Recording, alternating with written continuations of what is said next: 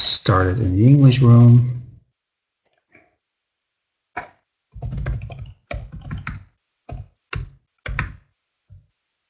And started in the Spanish room as well. Okay. So, first of all, thank you all for your patience. So, the sound is still good, I hope. Can I have another sound check, please? Let's just start all the way from the beginning so we don't deviate. Okay. Very good. Welcome, all of you. Once again, thank you for your patience while we were sorting out this technical issue. And welcome to this open house coaching session. So, we're going to go over a couple of trades that our coaching members have been sending in.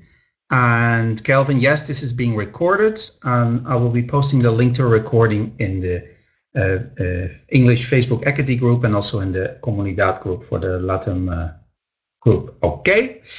So, so let me first let's talk very quickly about coaching program, what it really is. So this coaching program has been running now for about, I think it's about 1.5 years already.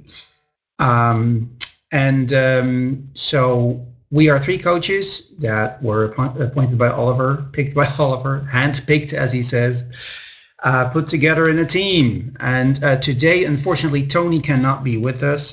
He had something urgent to take care of. So today you will have to do with only Tyler and me. So on the picture you see Tony on the left. He's in Florida, actually. Tyler Crandall, who is in California. And then on the right, that guy hiding behind the sunglasses, that's me. I'm Jan Humme, and I'm in Spain, in the Malaga area. Okay? So, we started this. We were talking to Oliver for a while already, how we could help out. We are members of his Black team for many years. We have done all his programs, mentorship, you name it, boss trading, live trading camp, whatever. We've done all these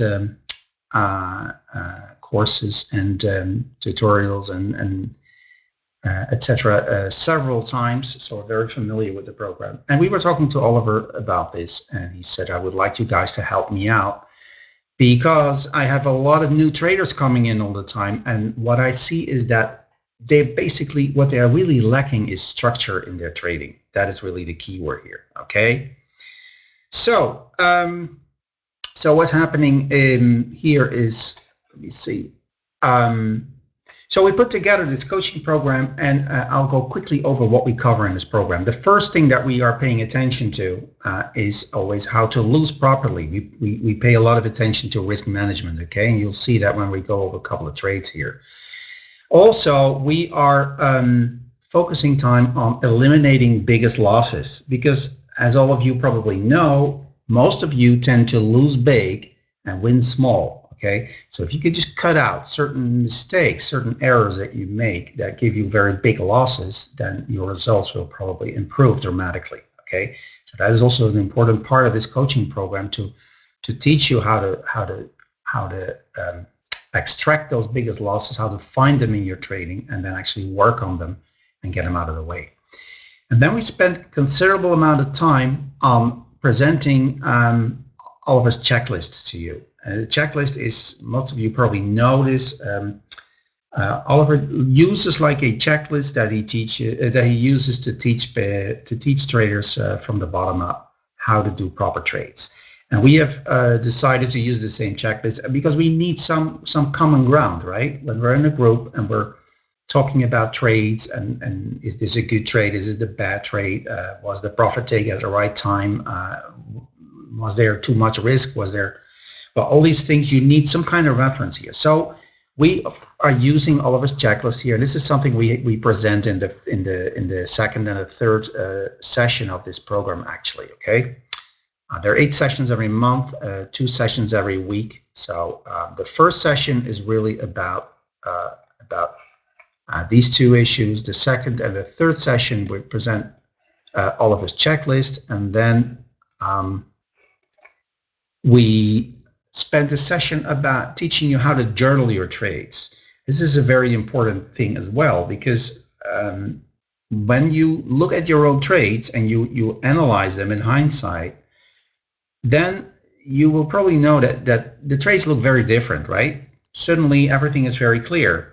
Not only because you know how the trade ends, because that is, of course, that is not important, but at least you can see the signals, the events much clearer probably, while there is no stress of having to act upon them, okay?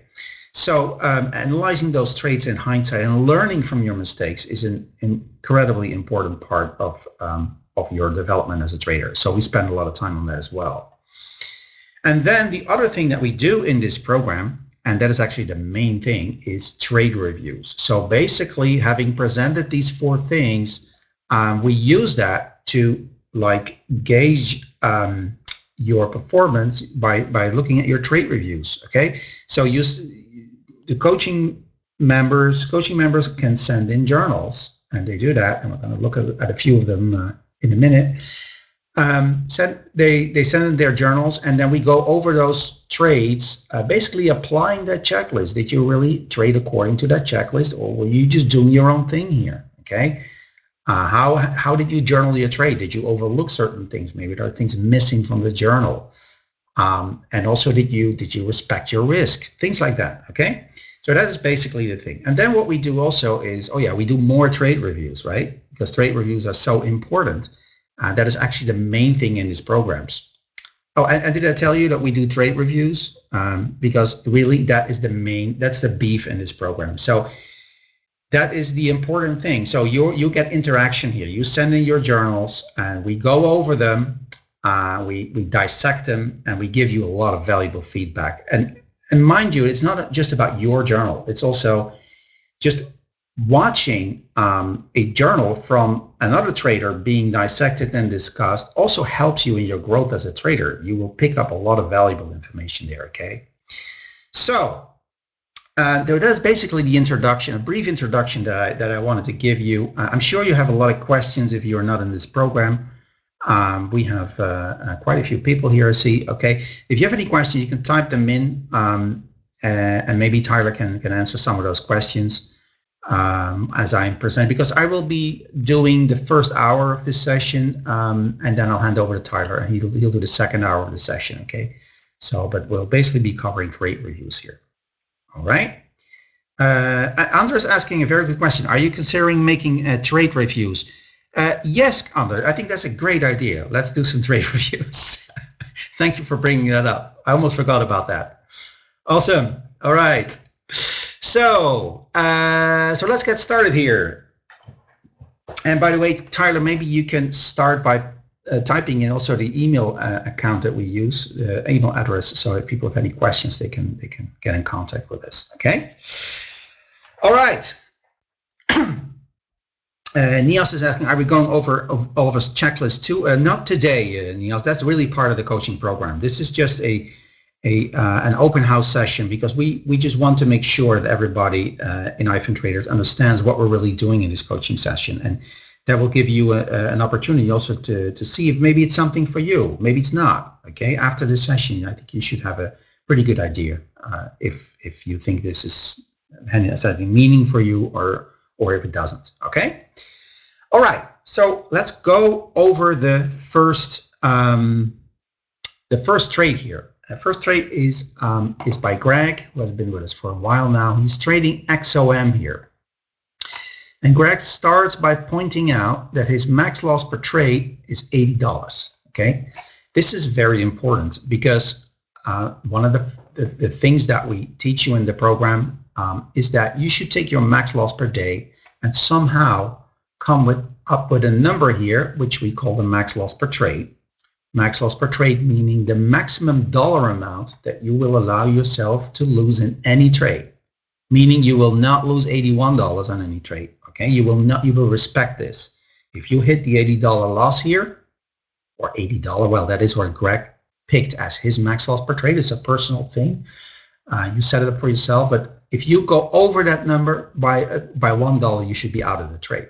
Okay, because respecting your capital is the most important thing for a trader. You always have to be very aware of the fact that there will be a tomorrow, and of course, if you get to tomorrow and you are out of trading capital, then you have really caused a disaster. Okay, and one way to prevent that is to respect your risk parameters notoriously this one here, max loss per trade.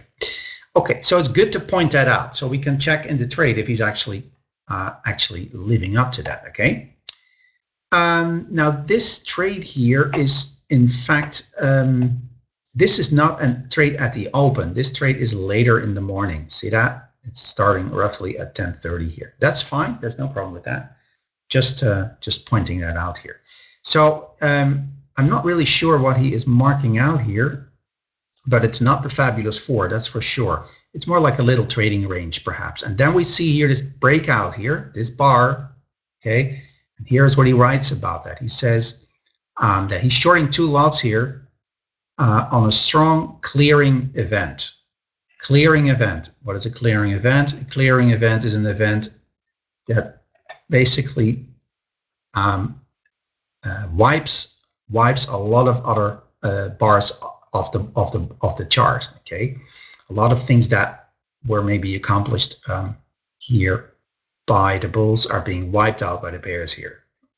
So clearing event right off the MA200. So he's aware of the fact that this event is not just happening anywhere. No, it's actually at the MA200, which is an important support and resistance zone, right? And it's igniting off that MA200 here. All right. Now he decides to enter by confirmation. Confirmation meaning, what does that mean? That he enters below the bar. He waits for the low of the bar to be taken out before actually entering into the trade. Okay. So the other thing is anticipation. We'll definitely see some trades today where anticipation, meaning that you enter in the bar before it's even finished. No, he's entering confirmation here, so after the bar is actually finished. Okay, here you see the sells, the 2 sells here. So he's two lots short here, and he places his stop here at max loss per trade. So here's the stop, and here's the entry. Now, the first thing we always need to do here is check that this is actually a trade where he's respecting that risk, okay? Because you can short 5 lots here, but if you're being stopped out here with a $500 loss, then there's obviously something wrong. So this is the first thing we're going to check out. So we're going to check here. We see that he enters roughly here. I'm not really sure, but let's say he enters at 55, okay? Maybe the number is somewhere on the chart. No, it's not. 55. Okay. 55. And then his stop is here. Let's say it's at 75. Probably a little bit more. But anyway, so we have 20 cents here as risk. He's shorting 2 lots. So his risk, initial risk on this trade is $40, right? And $40 is less than $80. So congratulations, he is operating well within his risk parameters. He is not taking any more risk in this trade than he's supposed to take. So that's already a great start of this trade. All right, so let's see what happens. This is step number 1, right? And now we're going down here. This is going sideways, right? It's going sideways against the declining MA20. I think most of you know that if the MA20 is declining and it's below the MA200, that is a great situation for a down scenario, of course. He decides to wait here, and then we go to step number 2 in his journal. He says moved stop loss here. By the way, are you here, Greg? Because I have so many people in the room, I can't really tell, but I assume you're here. Yes, he's there. Okay, great, Greg. So moved stop loss. Oh, wait, here's the stop loss. Right. So at this point, look, this is beautiful. He is marking that at this moment here, he's actually moving the stop here to number 2. Okay, so this is happening, but not just at any time. No, it's actually happening here. Okay.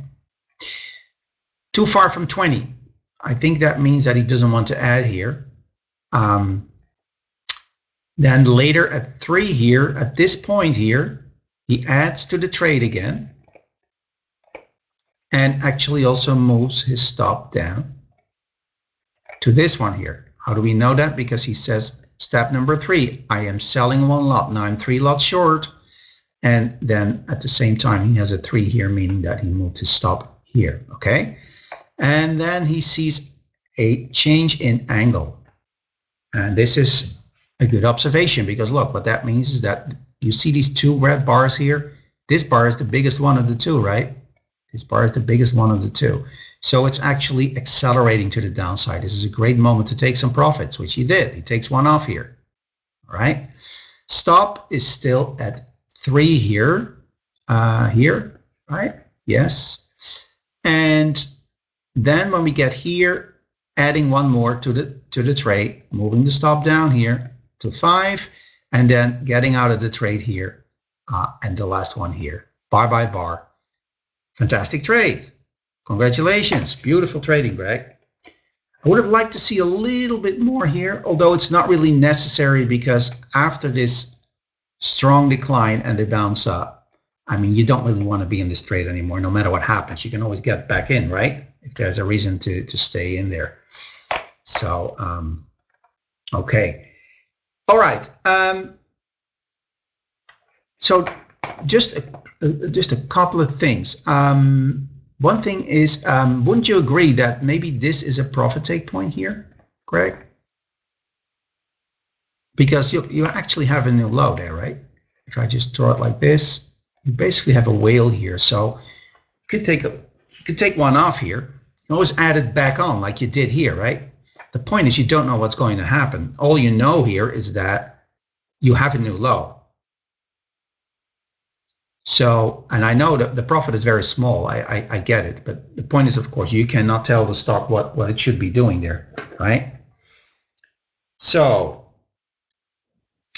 so that would be one recommendation here. Let me see. Another one is that I think there were some add points here. You see the green failing, right? You see bounce up, falls back, tries again, falls back. And here you see this big red bar. I think this could also be an add probably, because this big bar is also clearing in the sense that it takes out all the, look, it takes out all the bodies here. Everything's being taken out, right?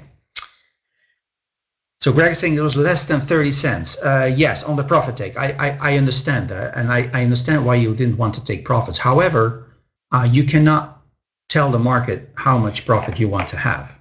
You know, if it makes that new low, then basically you have to take what you get, or at least part of it. You don't have to take it all. You should not be taking it all. Just covering one lot is enough, right? Even here, look, this one here, this bar was red at some point, right? So actually this is, I think, even better profit take point because you're getting in here. There's your trade, right? And it's just a few pennies though. I see the problem. But you can't know that when you get in the trade, okay? And you can always add it back on again because, hey, there's another option here. And you make a new low, so you can take some more and you can add it back on here, you see? But just in case it goes like this and you're not taking any profits. Okay, but great trading. This is masterful trading. Yeah, well done. Thank you for sending this in. Okay, so let's go to the next journal here. And the next journal is by one of our Latin American traders, or Spanish trader, I'm not sure, I think Latin American. She's in the Spanish group, let's put it that way. Carla. Carla has been with us, I think 1 or 2 months now, and is sending us this trade. Look, also Carla's also pointing out, very nice, that the max loss per day that iPhone Traders has configured for her account is $200, and she decided that that means to her that she will lose a max of $90 in any given trade. Now, look at this. What that really means is that no matter what happens, she will always be able to do minimum of 2 trades every day because she will never be risking it all on one trade, right? So, 1 month. Yeah, okay. Well, Carla you have made tremendous progress, Carla. So, and I saw that you noticed it too. You sent us a very nice email. Thank you so much for that. You made a tremendous progress. So for a second, I just was thinking that you had been here longer, but I think that's right. It was only 1 month. Yeah, excellent. Okay, so so $90, meaning that she will always be able to do 2 trades. If she's unlucky and she takes 2 trades that both give her a $90 stop out, then her loss will be at 180, or maybe for slippage a little higher, maybe 190 or so, and that will be it. Her day will be over, but at least she had 2 opportunities to make a profit, right? All right. Oh, thank you, Carla. Very nice. Thank you. Okay, so let's see what you did here on Twitter. Twitter is, this is yesterday. Okay, Twitter yesterday. Yeah, that was a great trade. We were talking about that. Was that in the live trading camp, right? Group, I think that is, right? So here we go. First thing is she's shorting 1 lot here on an elephant bar, confirmed, meaning below the low of the bar. Now, I'm not sure, but I assume the low of the bar is here because this line is actually blocking the wicks. So I'm not sure. I can only see the body, but let's assume that it's here. Confirm. Position is minus. That's right, because we have here our Fab 4, right? Fabulous 4. I think everybody is familiar with the Fabulous 4 concept here, right? Which is the MA200, the MA20, and the congestion zone, meaning the last movement of yesterday. Okay, so that is like, this is a powerful support resistance area. And he moves into this area, will likely bounce. And he drops into that area, will likely bounce. Okay, that's why the Fab 4 is so important. So what we see here is an igniting move of the Fab 4. And not just a Fabulous 4, it is actually a very narrow Fab 4, right? It's very tight. This one is like 30 cents or so, probably, something like that. Narrow, and all the moving averages are in there as well. What that really means is that this stock wants to explode, likely. There is a lot of tension built up here in this stock, and it could explode. Which way? We don't know. There's no way to know if it will explode to the upside or it will explode to the downside. That we have to wait for. This is why we have to wait for what the stock presents to us in the first 1 or 2 minutes of the trading day. How it's making up its mind. There's no way to predict this from whatever happened before. Okay, so we just wait here. So entering by confirmation here. Now you're saying I placed an order for anticipation, but the order was not taken, so I placed another order for confirmation. I don't really understand that, Carla, because an anticipation order, what key are you using to anticipate? What hotkey are you using to anticipate?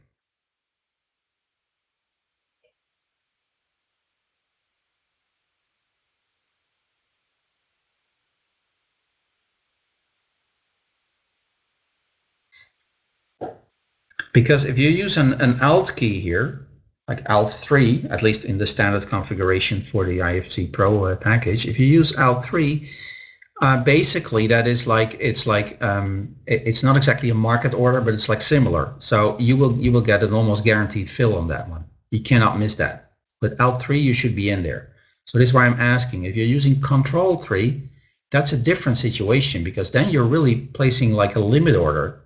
And you have to hope that the stock actually bounces back into your order. So I hope that is clear what the difference is there. Okay. So if you use an Alt, in this case, if you use Alt 3, which is the usual way to enter in a trade.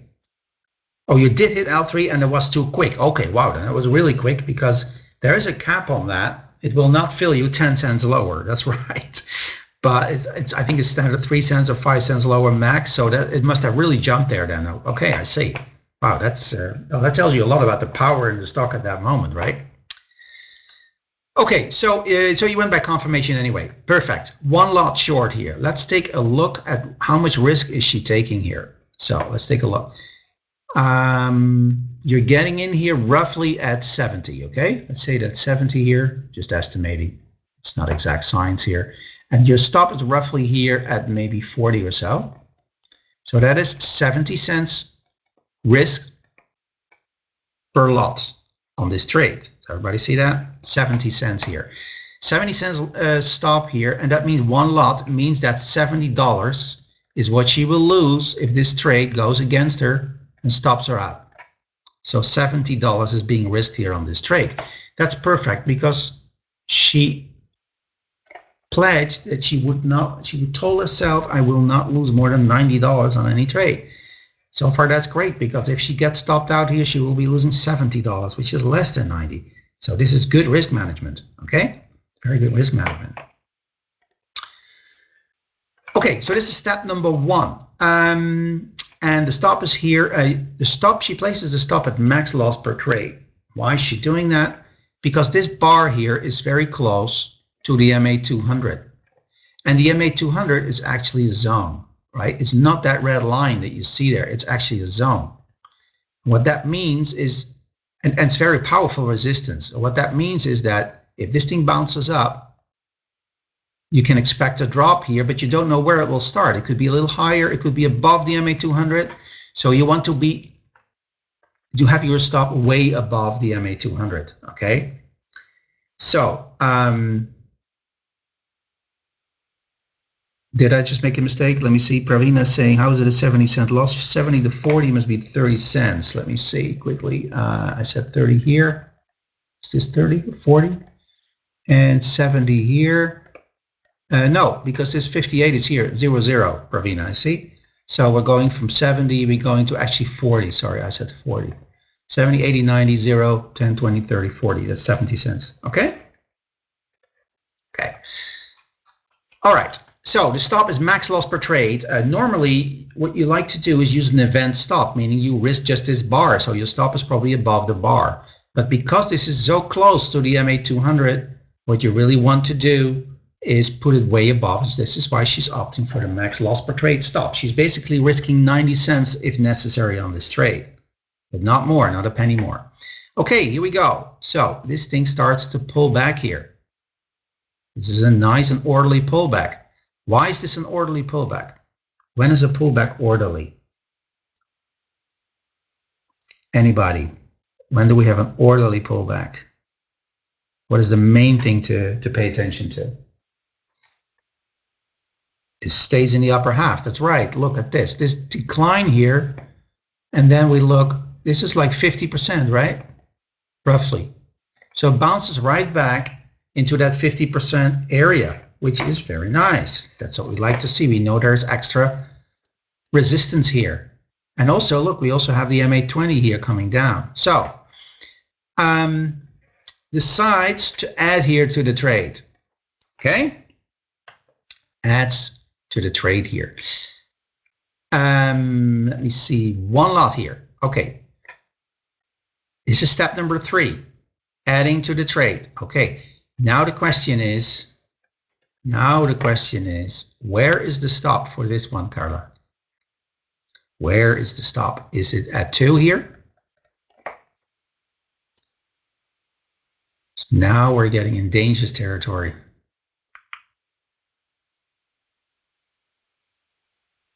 Where is the stop? Because if the stop is still at 2 here, I think we have a problem, because now you're adding to the trade, which is, by the way, this is a great add. This is perfect, right? This is perfect. However, at that, it's above the MA20. That's number 4. Okay, I see. That's number 4. But at the moment of adding here, number 3, the stop is probably still here, because there is no other stop. Only when she gets here does she move the stop down to 4 here, right? So that is basically my point here. If you're adding here, you cannot, well, what you can do is use a separate stop here. So if you put your separate stop here for the second lot, and I think that's what you did, right? If I understand you correctly, you have 2 stops here. The first lot has a stop here still. The second lot, you put a stop here. So now it's okay, because now you're probably just operating within your risk boundary of $90. Okay, so that's great. And then as it drops, then you decide to move the whole stop here for everything, right? That's very nice, very nice, excellent. So so she's waiting to move that stop down to 4. Why? Because first she wants to see a drop here. Because look, this is below this area is the new low, right? And here is the high. So you want to see that this thing drops sufficiently to to convince you that a double dip is no longer a likely scenario. Because what happens very often, I think many traders have seen this happen to them many times, goes down, it goes back up, and now it goes down, right? So here you have what Oliver calls the double dip scenario. So how often, I think most of you have been in this situation, you add to the trade here only to see and you immediately put the stop here, and what do you get? You're being stopped out, and then it actually turns and then it goes down. Then it goes in the direction that you were hoping it would be going, right? So we need to make sure that we're not being stopped out by the double dip. And how do we do that? We wait, adjusting the stop until at least, like, let's say 80% here of this move has been taken out. So now we're so far into the move to the downside that a double dip is no longer likely. And then it's okay to finally move that stop down. Excellent. Okay, so here we go down, and then you take off one here, and you say 2 pushes in summer. That is a cryptic. There's a cryptic trader secret, right? 2 pushes in summer. However, let's take a look at it. I think what you're referring to here is that we're now entering into the summer a bit, and the markets are changing, right? The markets are getting a bit more erratic. There is not as much follow through as there usually is during the rest of the year, and you can already notice it. So in the checklist, actually one of the first profit take criteria is that you would like to see 3 pushes in your direction. Okay. However, in certain market environments like the current one, it's probably better to reduce that to 2 pushes. Because this market is just not as convincing anymore as the market that we used to have a month ago, for example. So this is what she's referring to. She's saying, I'm going for 2 pushes instead of 3, okay? Now, the only thing with that is that, look what you have here, Carla. This is already whale complete, right? So you have your new low here. And the push rules only apply to the first leg here, to this leg, right? In this case, what you're going for is a new low.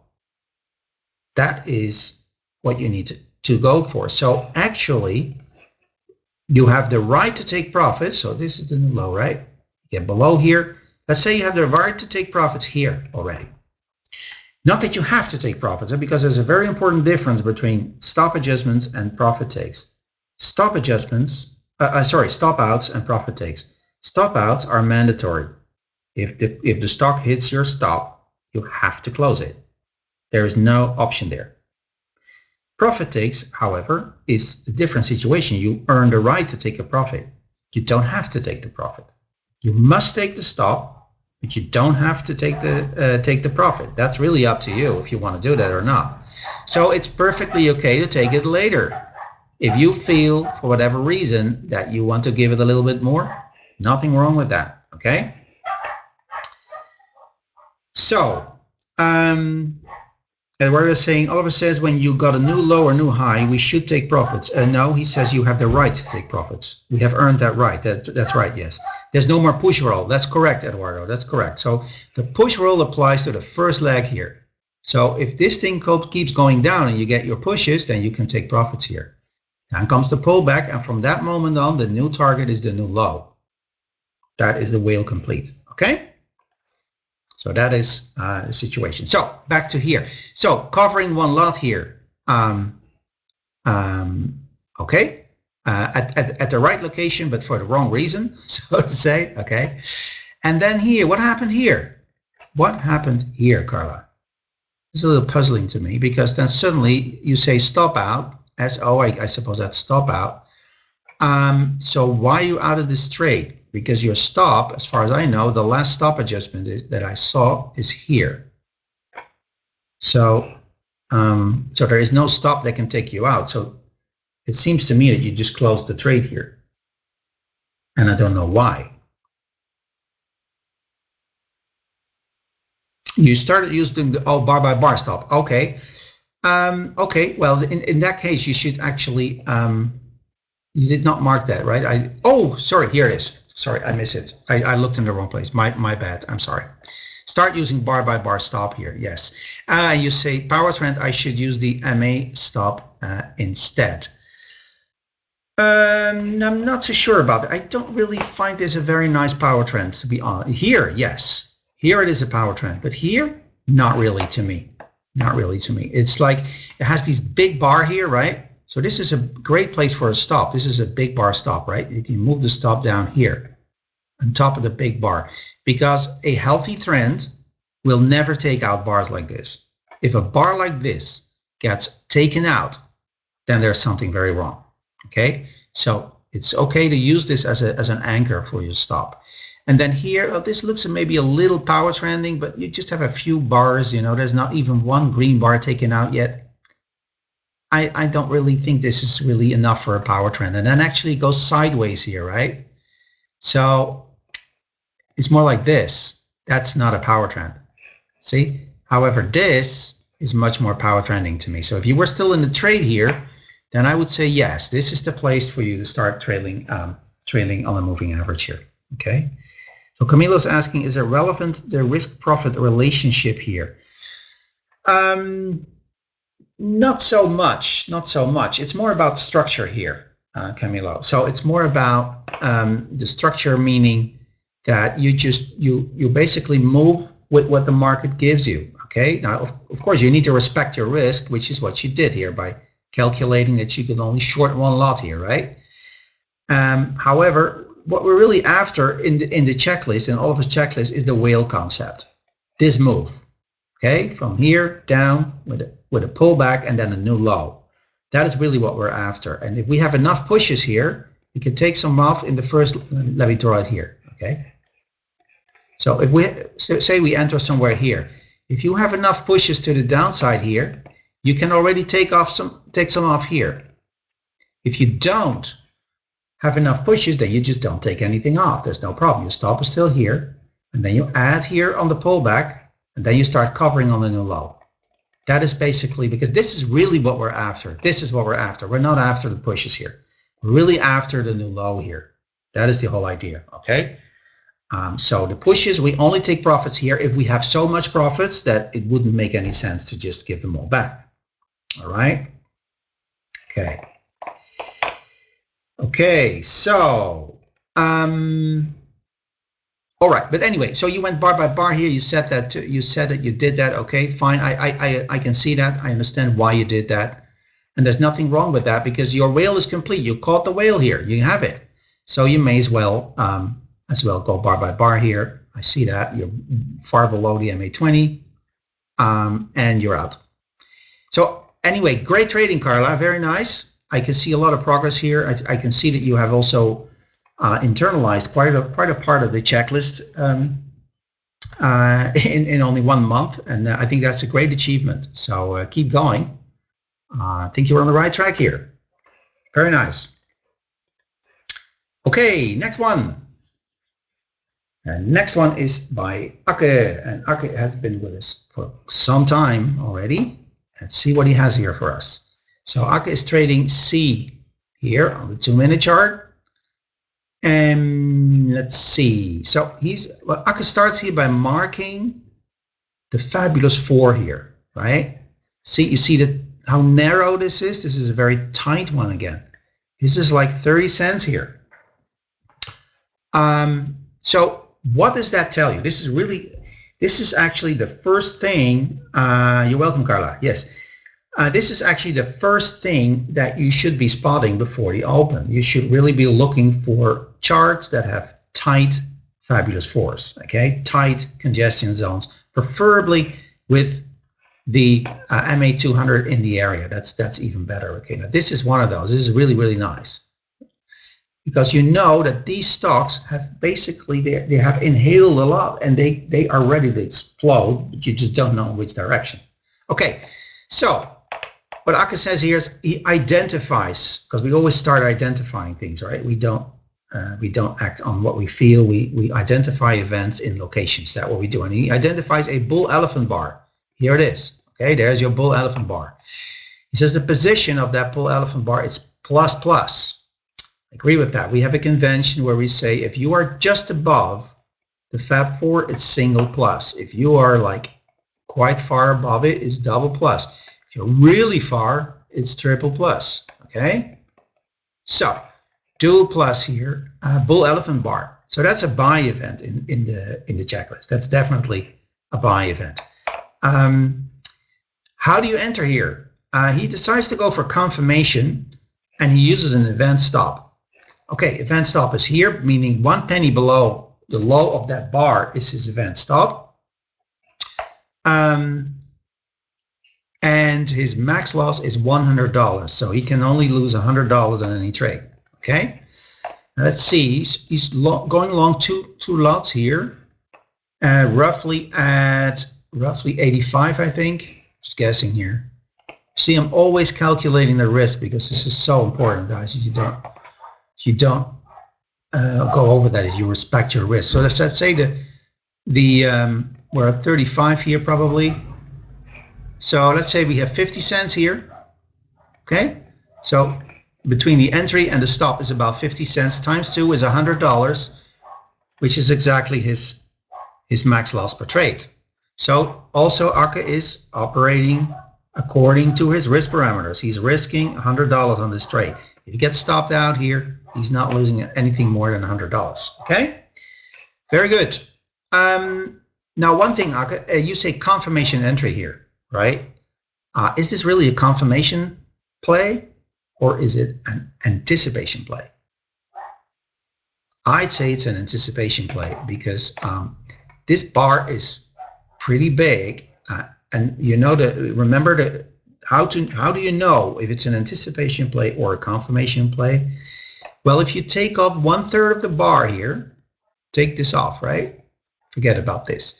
And if this is still an elephant bar in size, then this is definitely an anticipation play. Meaning, what it really means is that you should actually be entering somewhere in the top part here of this bar. Okay, that is what it means. So in my book, this is an anticipation play. All right. Then you say I have 2 pushes here and I'm taking 1 off. Okay. I see what you mean. Actually, I do agree with that. However, the anticipation play would have made quite a difference here. You see that? Would have added substantially to the profit in this trade, really. So with a confirmation play, this profit is really small. Would be better with the anticipation play, of course. Okay, taking 1 off, I agree with that. 2 lots, 2 pushes. Also, see, we started here yesterday. We closed at around 78.70, right? And now you're taking off here at 80. Okay, so you're more than $1 up. So asking for 3 pushes here is probably too much. And so I totally agree. A 2 push profit take is what is required here. Now we get this pullback here, and this pullback. I have an important question for you guys. Is this an orderly pullback? Yes or no? Is this a pullback that is nice, or is it a pullback that scares you? Many people don't like it. No. Yeah, 100%. Yeah. Oh. Some people think it's nice. Okay. Yeah. Let's take a look at this. Let me draw something for you here, and then reconsider. So this is basically, Oliver always tells us, right? Fill in that gap. Very important. Fill in that gap.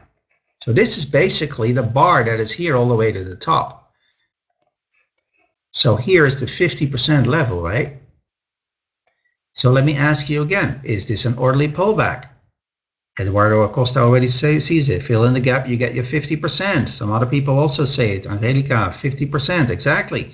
So actually, this is a great pullback. There's nothing wrong with it. Now, it looks scary, maybe, a little bit. If you look at only the green here, I mean, I can see that you're not happy with it because it wipes everything out. However,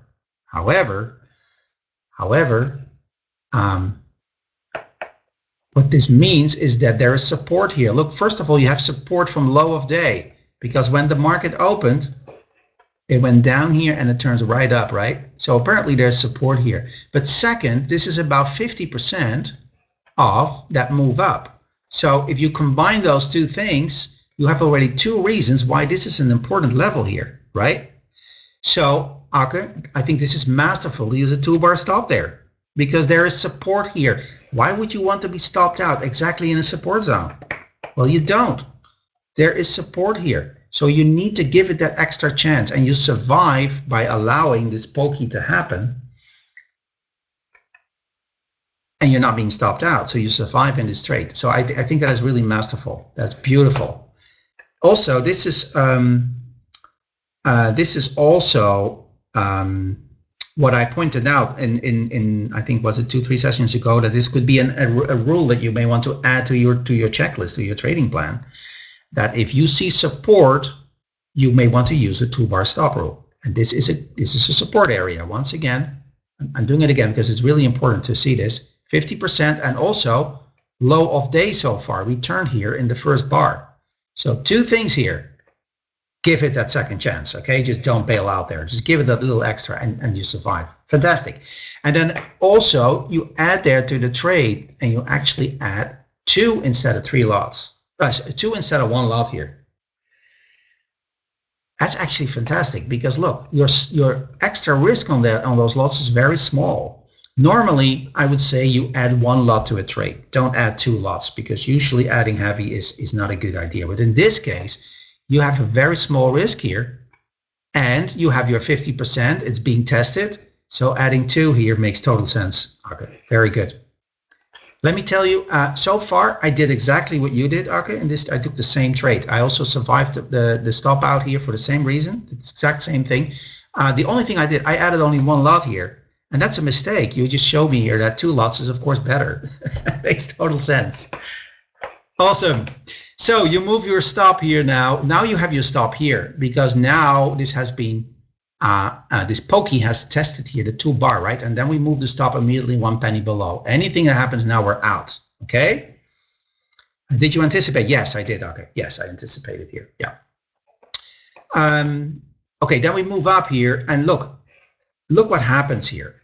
You see a red bar taken out, right? You see a red bar taken out here. What is that? What is the signature? This is the signature of what?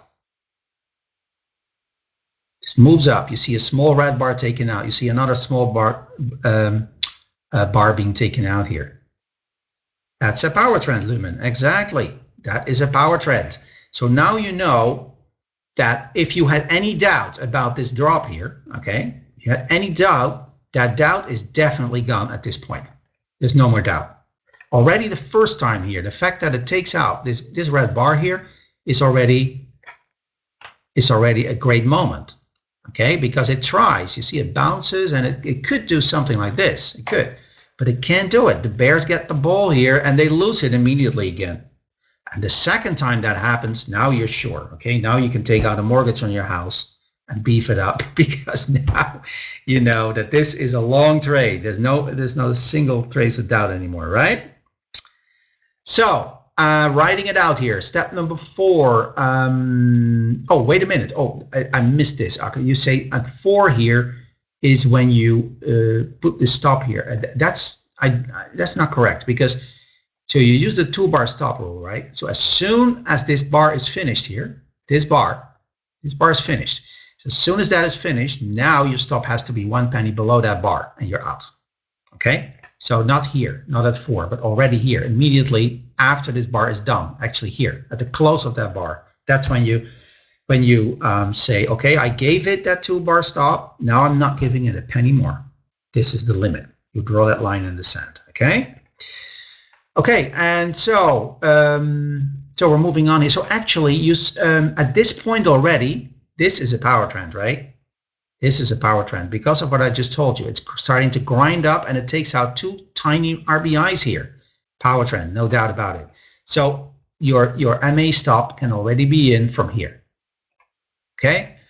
Then here you closed 2 in error. Okay. That's well, it didn't make a big difference this time, but that could really be, that could ruin your day, right? That could ruin your day because this thing can power trends can keep going for hours and hours, and they can go dollars up, right? Even when you don't think that it's possible, it's still possible. So, so those kind of errors is something you really should try to avoid, for sure.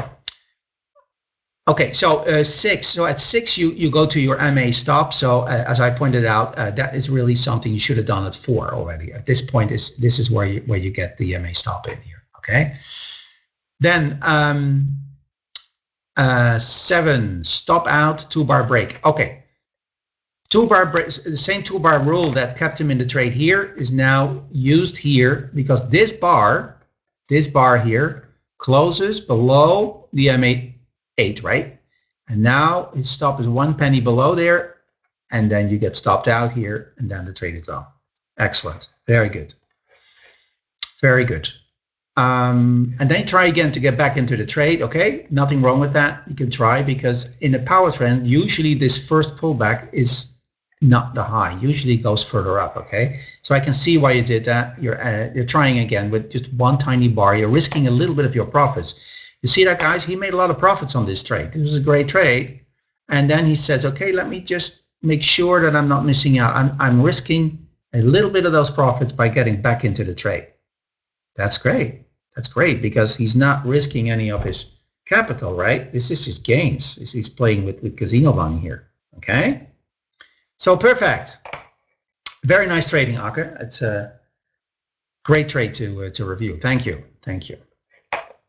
Pravina saying, just to reconfirm, is this both long and short trade? No, it's only a long trade. So he's getting long here, he's adding to the trade here, and he's trailing it out, and he gets out of the trade here. Only long. Okay. All right. So let me see. I think I have time for one more.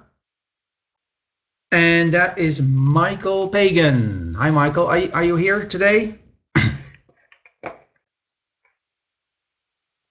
Yes, he's here. Good to see you, Michael. Michael is also pointing out again, what is his max loss per trade? Do you see? I hope you all see how important we find it to drill in those risk parameters, right? I'm sure many of you have experienced these situations where you think you're taking a small trade or a normal trade, and then you're blown out of your max loss per day or something. You're done, right? Trade blows out of control, and that is exactly what you need to prevent. And this is the tool that helps you to do that. So he's pointing out that he will not lose more than $80 on any given trade. Okay, let's take a look. We've seen this trade before, right? This is the Twitter trade from yesterday. Let's see how he did it. So, yeah, okay, this is his identification of the reason for the trade. He's saying, I see an elephant bar plus here, okay? In location minus. Why location minus? Because it's just below the Fabulous 4 here, right? He's marking the Fabulous 4 here. Fabulous 4 here. Very good to do that. So not only, you can see the chart. Oh, you should be able to see. Yeah, okay. Yeah, I see it here. Yeah, okay. So if there's any problems seeing the charts, you may want to refresh your window. There's this on the top right window of your Omnovia window. There's a little X. You can click on that and reload the chart, and then you should be able to see it. Okay. Okay. So marking the Fab 4 is a great thing to do, not only for yourself but also when you make a journal, right? A nice thing you can do is you publish it in one of the Facebook groups. Why? Because you may get feedback on your trade. Other traders may comment on it. That's what you really want, right? And I don't mean commenting like, oh, great, and you're a champion, you're the best trader, you're a must. That doesn't matter. That's all noise. No, I mean that they really look at the trade and they come back with some, maybe just a question about why you did something, or maybe some feedback that they would have done something different, right? And that makes you grow as a trader. So make sure that they can easily see your chart, that they understand your chart. And in this case, the Fabulous 4 here, so he marks that because that is an important part of this trade. It is the support resistance area here, right? That Cynthia's asking, what is the Fab 4, I think? We don't have time to really go over that. That is a concept that requires more detail, but just briefly, it's made up basically from yesterday's last hour price action. and also like the MA200. And you take those things together, you get a powerful support resistance zone. Okay, so we're igniting here at the open. Twitter ignites from that area. It breaks, and he decides to go short here, anticipatory, like that. Very nice. This is a clearing bar. It's clearing. Why? Because it clears out all this crap to the left here, right? It just blasts us off the chart, and we're entering into free territory. Look, there's nothing below here. There's no bars here or anything where traders could have stop orders or so to stop the movement to the downside. There's nothing there. It just breaks down into free territory here, just wiping everything off. Okay, short, 2 lots here. Stop event. And this is another thing. It's just a great example of why journaling is so important, because I'm sure what happened here is that Michael, as he was trading, he put the event stop here, and he did not really pay attention to the fact that the MA200 is here, which is actually, as I pointed out, a zone, right? So basically, he should have used, according to the trading plan, he should use the max loss per trade stop, and he didn't see that when he took the trade. So what did he do? He marks in blue his mistakes in the same chart. So he learns from his mistakes, okay? So he takes that into tomorrow, when he will be trading tomorrow. Hopefully, this is now something that he will do the right way, right? So I'm pretty sure he saw that only after the trade, and this he saw while in the trade. Is that correct, Michael? I think that's probably what happened. Yep, exactly. So see again, guys, journaling is very important. That second look at your trade after it's done is the most important thing. It's more important almost than trading yourself, okay? So then what happened is, so 2 lots short here. Okay, the stop is here, event. Then he says, bad risk management. I have 1 lot entry with max loss per trade. That's what I should have done. I was thinking that because look, let's go over the risk management again.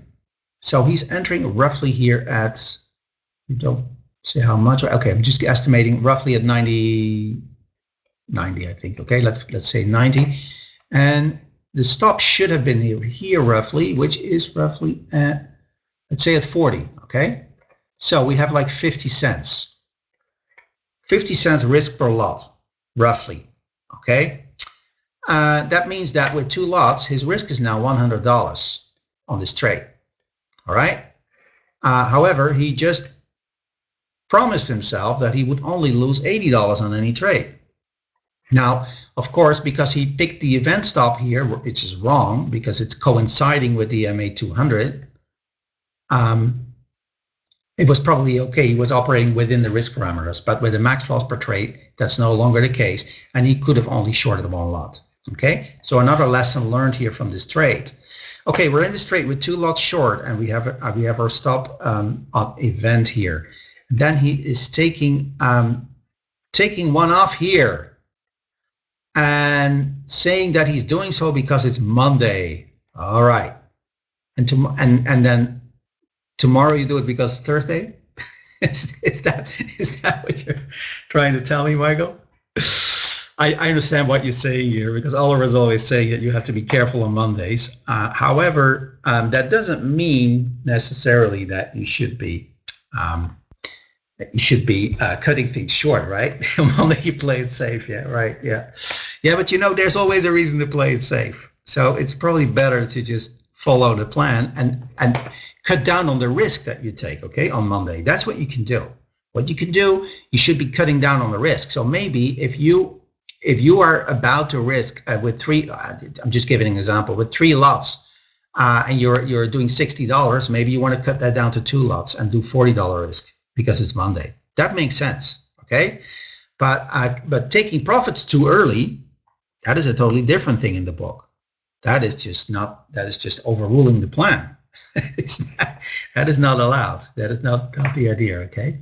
So this profit take seems really early to me. I can see you taking profits in this bar, but at least lower somewhere in this bar, okay? At least lower, okay? But anyway, it was at least 30 cents here. That's a good thing. That's a good thing. Step number 3, okay, we go back here and you say you add on the GBI here. Yeah, well, and you're asking, is that a correct add? Considering how far it is from the MA20, this is not important here, okay? Because as I've pointed out before, at the open, the MA20 is not important. It doesn't really have any meaning, because what does the MA20 do? It measures the last 20 bars. So what you're really measuring here, look, this is bar number 4 here, right? So in order to get 20 bars, it's something like this. So the MA20 is actually calculating an average over all this crap from yesterday. That's meaningless in the morning, okay? Nobody remembers what happened there. So the MA20 is not a reason for that. But the thing I don't really like here, but first of all, it did not take out the body. You see that? You were a little early here, I think. It did not really take out this body. So a little bit more would have stopped that ad. But had it taken out the body, then it would have been a good ad. Yes, it would have been okay. It's a little early. Otherwise, it's good. Okay, we move on here. Step number 4, you're adding on an NRB, narrow range bar. Okay, a narrow range bar, yeah. You could also call this like a micro bear 180, right? You see the green go up and you see the red come down here, and you're adding on that. Great ad, because why? The first 2 ads, this is part of the checklist, so everybody knows, but once again, I can't go into all the details, but there are 2 mandatory ads in the checklist. The first one is on the first GBI, and that is why Michael is adding here. He says, this is my first GBI. I need to add here according to the plan. And the second one is on the first pullback. Well, this is a pullback, right? Leg down, pullback down. So here he is actually adding on the pullback. So this is perfect according to the plan. Excellent. So we'll go to number 5. He adds again on an NRB or a Michael Bear 180. Now we're 4 lots short. This is it's not a mandatory ad, but it's perfectly okay to do that ad if you can afford it. If you can afford it. That is the big question here. Where is the stop? Because we're adding and we're adding. However, we already had a problem here in this trade, Michael, because you see, this was already a little bit of a risk problem, right? So now you're adding to the trade, and where is your stop? I think it's still here, right? If it's still here, then you have a sizable risk in this trade at this point. See that? Because you added here, and you added here, and you're adding again here, and your stop is still here, which is fine because that's actually where it belongs. That stop should not have been moved. I totally agree with that. To keep the stop here is fine. But it also means that you're just building up a sizable risk in this position. If this thing goes here and stops you out, you may end up with a very big loss in this trade, right? Okay. So anyway, now we go down here, and then you say on number 6 and 7, you say pullback appeared to be past 60% while in the trade, so I wasn't expecting a new low. All right. Really? Let's take a look at that. You see, I would first of all cut out those tails, right? They're meaningless. Just look at the bodies here. To me, this is 50%. To me, this is 50%. So I would definitely expect a new low here still. Don't see any reason to skip that. What you can do, because you have 4 lots, you can take one, for example, here. This one is okay just before you hit the new low because you have 4 lots. Okay, if you have more lots, then you have more freedom to do something. But the other one, the next profit take should definitely be lower here on the follow through. So you have this big bar. This is the proper place for another profit take. This is really too early. I don't agree with that 50% here. Okay, I mean it is in the 50% zone. It's not clearly 60 or 70%. It's not. But maybe you were including the tails here. If you take those off, it's probably easier to see, right? Okay. So going down here, and now, so what do we have here? What is the name of this creature, this animal again? What is the name of this one? What do we call this? We call it a whale. So we have whale complete. And after whale complete, well, you can pretty much do what you want to do. Michael decides to go bar by bar here. That's a little soon, Michael, because look, you have this beautiful big red bar here, right? So that big bar stop, I like that big bar stop there. That's great. That's great. But keep it there for some time. I mean, you should have some faith in that, because what it really means is that if this thing goes up, it will likely bounce here. Okay, somewhere in the shadow of that bar, it will likely find a point where it turns down. Okay, so moving the stop down immediately to bar by bar seems a little quick to me. Okay, no, I don't think that's good to do. However, after it keeps dropping here, now the situation is changing. Okay, you have one here, and now this one is making yet another new low here. Now we're really distancing away, and I can see that you want to go bar by bar here. Okay, and then ultimately you will be stopped out. Yeah, here. Okay. All right. So you have another mistake here that you found, you say, and that says stock obeyed the 13 MA. Ego and profit and loss trading kicked in. Okay. And I wanted out with profits. I didn't like the feeling. Trade plan out traded my thinking. Yes. Okay. Yeah, actually, well, I think you got away with murder here a little bit, because of this bar by bar stop is way too early. But fortunately, it just kept going down.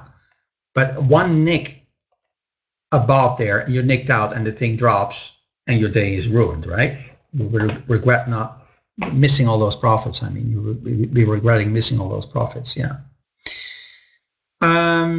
So. Okay, so yeah, you could have probably, the 13 MA will probably be somewhere here, but you see, this is just not really power trending. So I don't really see how you want to trail this with an MA, because we use only MA moving averages. We only use to trail power trends, at least in the checklist methods. Okay, and I don't really see that here. This is not a power trend. This is big bar here, and these are sizable bars. Here we go sideways up a bit, and then, you know, I can't really see that. Okay. Philip is saying, I really like 50% bar by bar, 50% MA. It's simple. Yeah, okay, but you see, what you really should be focusing on, Philip, is what is the stock telling you to do? You should be focusing on reading the chart, the information that the stock is giving you. So if you see a power trend, you should just trail it with a moving average. Definitely not with a bar by bar, because in a power trend, you will be stopped out on a bar by bar way too early in most cases. The price will just nick you out on 1 penny, and then it continues. Whereas the moving average stop will keep you in the trade, right?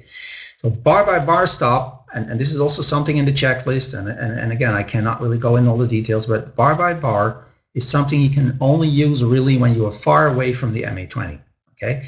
And he is getting far away from the MA20 here, look. He is. So I can see that. So I can see that from here somewhere, from this area here, I can see that you start using a bar by bar stop, yeah. But not earlier. That's too soon, okay? And once again, I don't really see the moving average stop here, because I really don't see a power trend, okay? Anyway, very nice trading overall, Michael. I really like it. There are some things that I think that can be improved on, that can be done better, that you can learn on. But I really like the way that you are actually pointing out here in blue the things that you find in your own trade that you are trying to learn from, so that you will be doing better tomorrow. That, I think that is. And let me conclude with this, and I'll hand over to Tyler. But I think that is really maybe the most important thing that all of you should be focusing on. What can I learn from my mistakes from today, so that I will be a better trader tomorrow?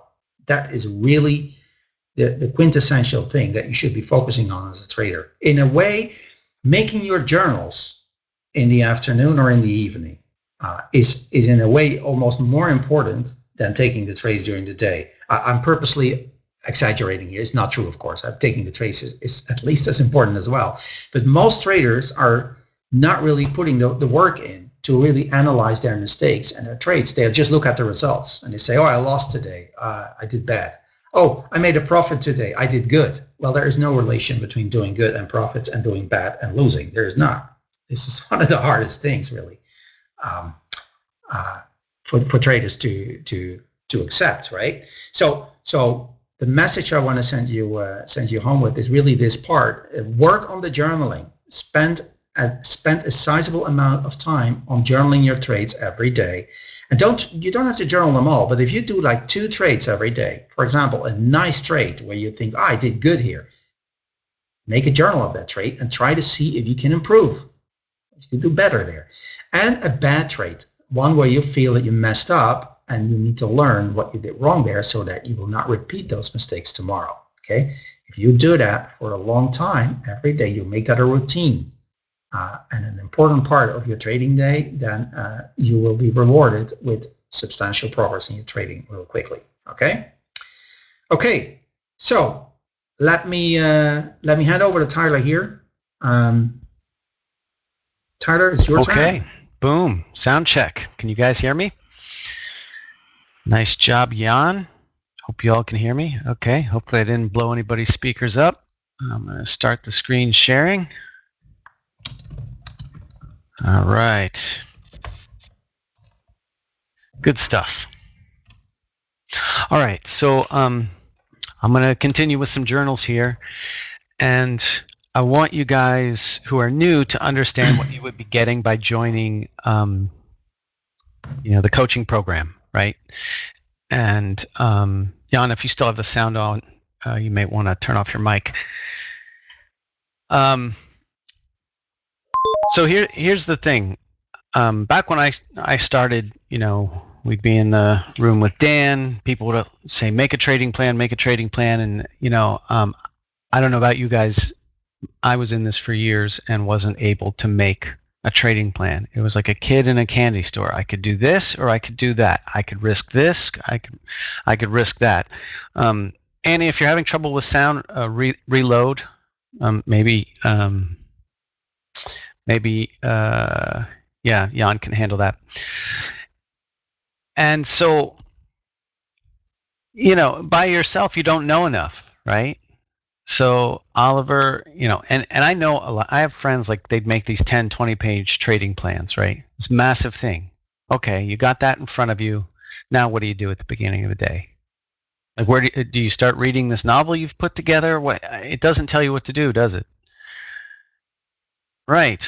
And so Oliver put together this 1-page checklist where everything you need to know and everything that the stock can do is right there in front of you.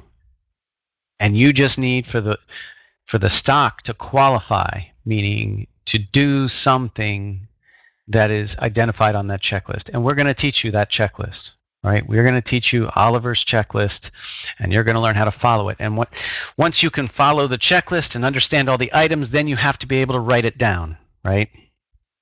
And that's what this is.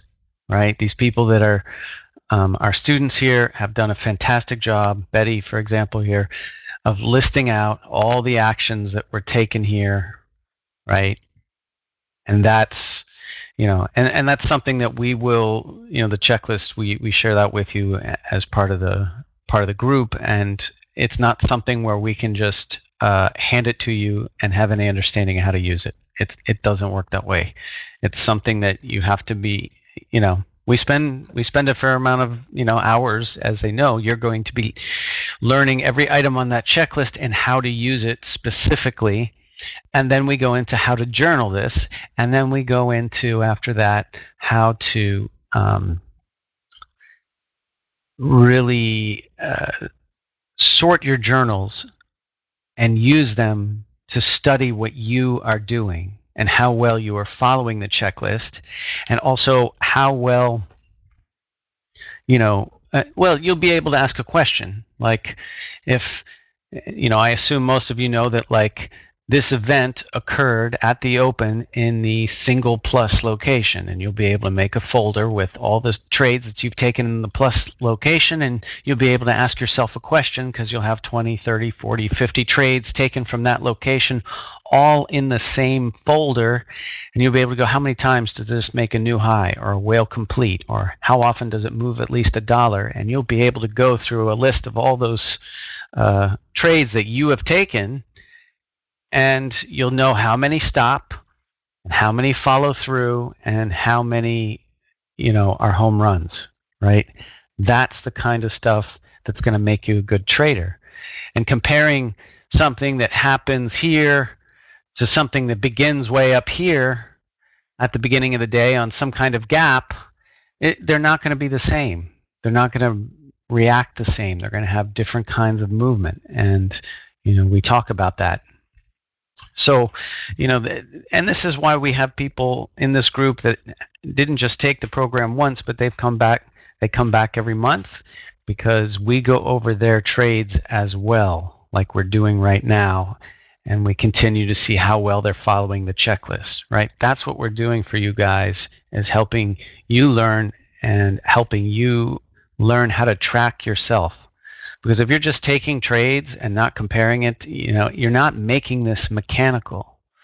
There is no way to get good at this until you are a process trader, and there's no way to become a process trader until you are comparing apples to apples and examining a process. Does that make sense? It's not one trade. It's not whether this trade wins, right? Oliver says this all of the time. It's do that same kind of trade 20 times and look at those results. So if that's how this works, do you care if this trade works or not? Does it matter if this one works? Yes or no? Does it matter if you follow the checklist and this one doesn't work out? Okay, the answer is no, actually, because you don't get to know. We just identify an event. We identify a location. This is at a plus location. Here's a bull elephant event. And maybe this will go to the moon, and maybe it'll stop. Maybe it'll go nowhere. But what Oliver keeps saying is you don't get to know which one it is, but over 20 trials, if you've taken that same thing, if you don't have money, something is wrong, right? So yeah, that's it, Saurabh, right? If you're following the checklist, it's the stock that's stupid, not you, right? So, and I can see why you would think this has to work. It doesn't have to work, right? But a series of them should, right? The series should work, and we're teaching you. And when you think that way, that, okay, it's the series, then is it easier to follow the checklist? Right? It should be. Right? It's not easy to follow a checklist when you want this trade to be the one. Right? But everything inside our own program is going, I identified it, this one's got to work. No, it doesn't have to work. So what does losing correctly mean? Losing means the stock is stupid, right? The stock didn't do what it was supposed to do. You identified correctly, you followed the plan correctly, and it did something else. So what, right? So we are there to help you guys become a process trader, and it's like you can, as I started, you can try and come up with all of this yourself, but I'm telling you, you're going to hear this, and you're going to hear someone say that, and you saw this on YouTube, and you're never going to pick something. Right? I mean, if you were able to just pick something, well, I'm just going to put it this way. When Oliver first showed this to us, I had already been in this like 5 years, 6 years, something like that. And I was like, wow, I could not have come up with this in my entire lifetime.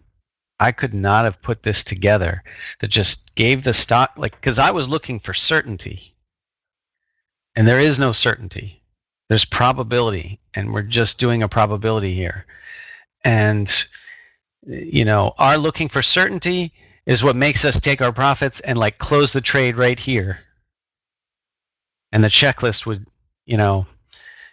have us taking some profits up here, and it would have us trail out over here. You would actually make it all the way to the end, right? But if you do what you want to do, you get out here. Well, I mean, that doesn't wipe out a lot of your losers, does it? Right? So Anyway, that's my push. That's what we're working on, and I just want you guys to be excited about that, because that's what, really was the aha moment for me. Now, we've got Betty here who's doing great work, and let's just start and look what she did, right? So, and if you don't understand some of the terms, that's fine. Like, that's what we teach, and it's going to be hard to kind of understand it at first, but along the way, especially in the Facebook group, you'll learn that. If you're not in our coaching, you'll see a lot of people using this, and you can certainly ask there too, and we'll try and give you some help. So here we go. Elephant bar is what was identified, right? And like, if we go along with Betty, first thing, Betty, Betty, tell me this. Did you see the event first, or did you see the position first? These are the first two things on the checklist, the event and the position. So were you eyeing the position, or were you eyeing the event? I'm going to tell you, it doesn't really matter. Like, I'm just curious if you just, yeah. Okay, interesting. Okay, so Betty saw this bull elephant bar first, which is number 1 on the checklist. If I open and we have none of this yet, right, and we just have an opening bar, we have I can see this would kind of turn you off, but I look at the position and I go, look at this beautiful, fabulous 4 here, right? It's all nice and tight, perfect narrow position, and I'd be saying, geez, if ever a nice bull event happens anywhere in this vicinity, I want in. I want all in, right? And Betty caught it here, identified the elephant bar, did an event stop, which I think is totally fine. I mean, it depends on your max loss per trade, and for her, didn't want to risk more than $100, and this would have kind of, max loss per trade would have been down here, and that would have been too much. So she said, well, this bar, this is going to be a good day. This solid green bar should never be erased. So she went in 3 lots. Excellent job. And then we got 3 clear pushes, took one off. Fourth push, said, this is ridiculous, I'll take another one off. And I think that was well done. Now, first pullback occurs, right? Betty adds right here on the elimination of red. Stop moves up here. Now on 7, did you exit this trade, Betty? Looks like you stopped out. Now my question is this: why does this stop out? Is that really right? Because I see this is where the ego gets involved. This is pulling back. When we're doing a pullback,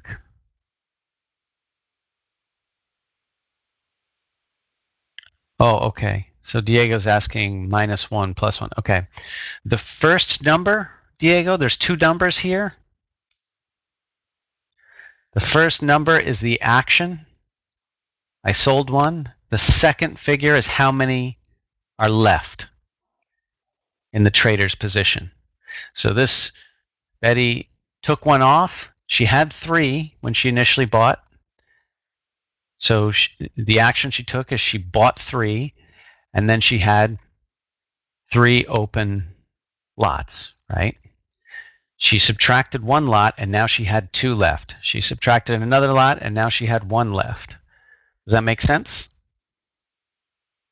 That's what that indicates. Now, so I'm going to give Betty a little bit of a hard time here and just say, okay, why the stop out here? Because I don't know what I don't know what upper third. Yeah, I don't think that's a pivot stop. Like if you added here, it didn't get below here at that point, did it? Or if you got in here, I think what happened is maybe you got in here above color, and because it seemed to be in the upper portion of this that you brought the stop up here. But if you brought the stop up here, my question is, what kind of a stop do we do for a pivot? Even if you did that, what kind of a stop do we do? Oh, it's a different play. I see. Okay, so 6, you just exited. And then, okay, yeah, well, I guess I can't quite make sense of it. I just know that nothing in the checklist, I think, says you should exit this. I mean, maybe you did a big bar stop adjust and you took a 1 bar pokey on it, something like that. But I would say this. When you get a leg up that is massive like this, like let's draw it in. This is a solid fluid movement. Straight up out of a beautiful location like this. And really this is the first leg, right? This doesn't count as the first leg. You guys understand that? It's not the first leg. This is the first leg up. I really don't want anything to shake me out of this, especially in the top half. Like, I want to be as resistant as possible to anything that could shake me. Because this is massive. And we're not, like, after a first beautiful leg like this, it's almost like just commit yourself to ignore anything that happens in the top half. Like, just don't let anything up in here bother you, right? It just shouldn't bother you. Even, like, I've seen plenty of, like, the ugliest red bars you've ever seen begin right here. You get this really ugly red bar, and then you get this, and then you know what you get next? A new high. It just, I don't know why, but, like, even the scariest things shouldn't scare you out, right?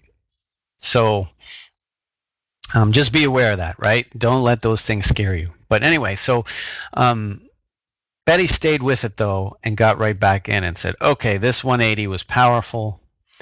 Event stop, right? Took the event stop here, left that there. Added here on the red bar ignored, right? Because this is an igniting event close to a moving average. Here's the shadow of this green bar right here, added right here above red, right? And then at 10, which is 1 push above right here.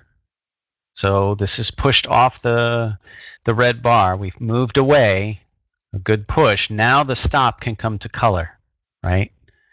Notice, everybody, that stop adjusts happen after you push away from your most recent add or most recent, opposite color. So once we get liftoff, if we're tightening up, which happens, we had a really big move up, we had a small pause here, and now we're getting our second leg. Now it's okay to tighten our stop up into this area, right?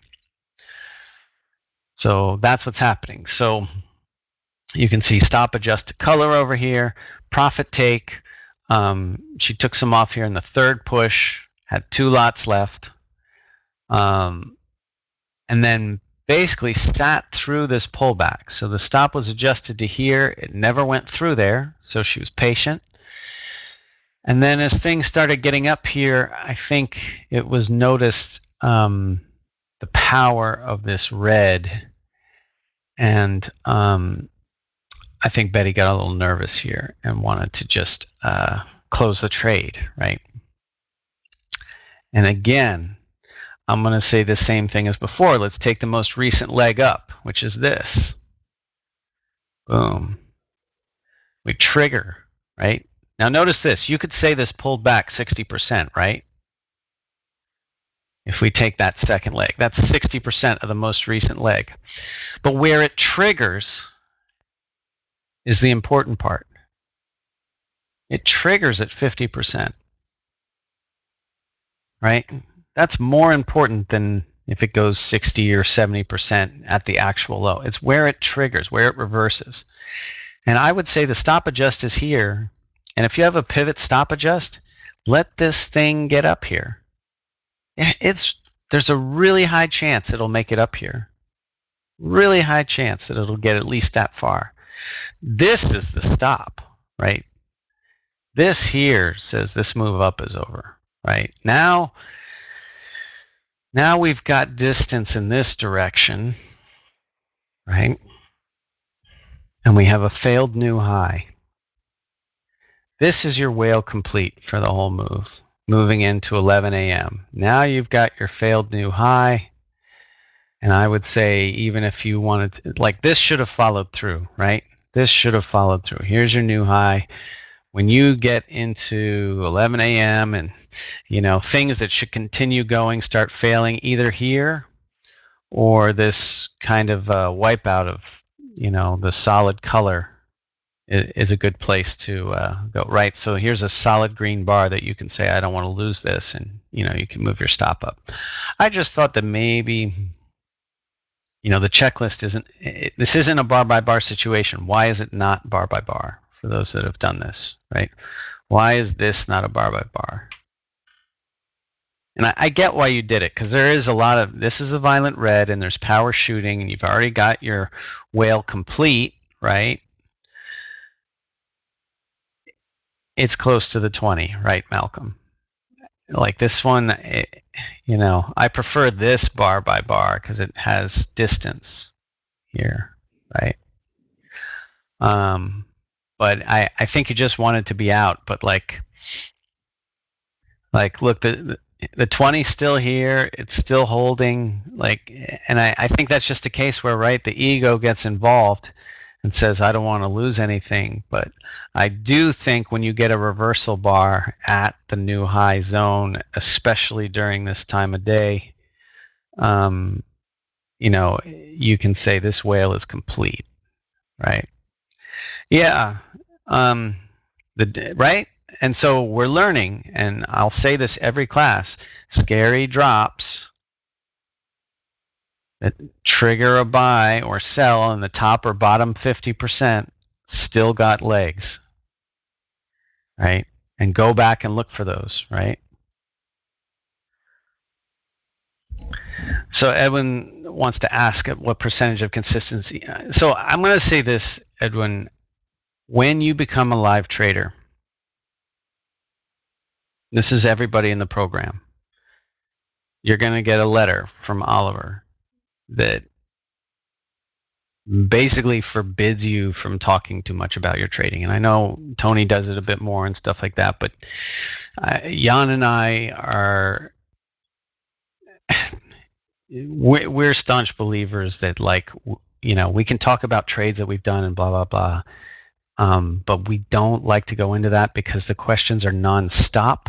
And it also, after a while, we don't want coaching you guys to influence what we're doing. I could tell you that, I could tell you all sorts of things and it wouldn't matter to your trading. I could go in and say, I could say I win 70% of the time or I win 30% of the time and still be a winning trader, right?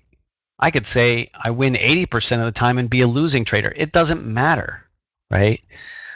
Because, and it also, these things, when following the checklist, some days are better and some days are worse. And it's to take the constant questions. It's am I like an everyday winning trader like Oliver? No.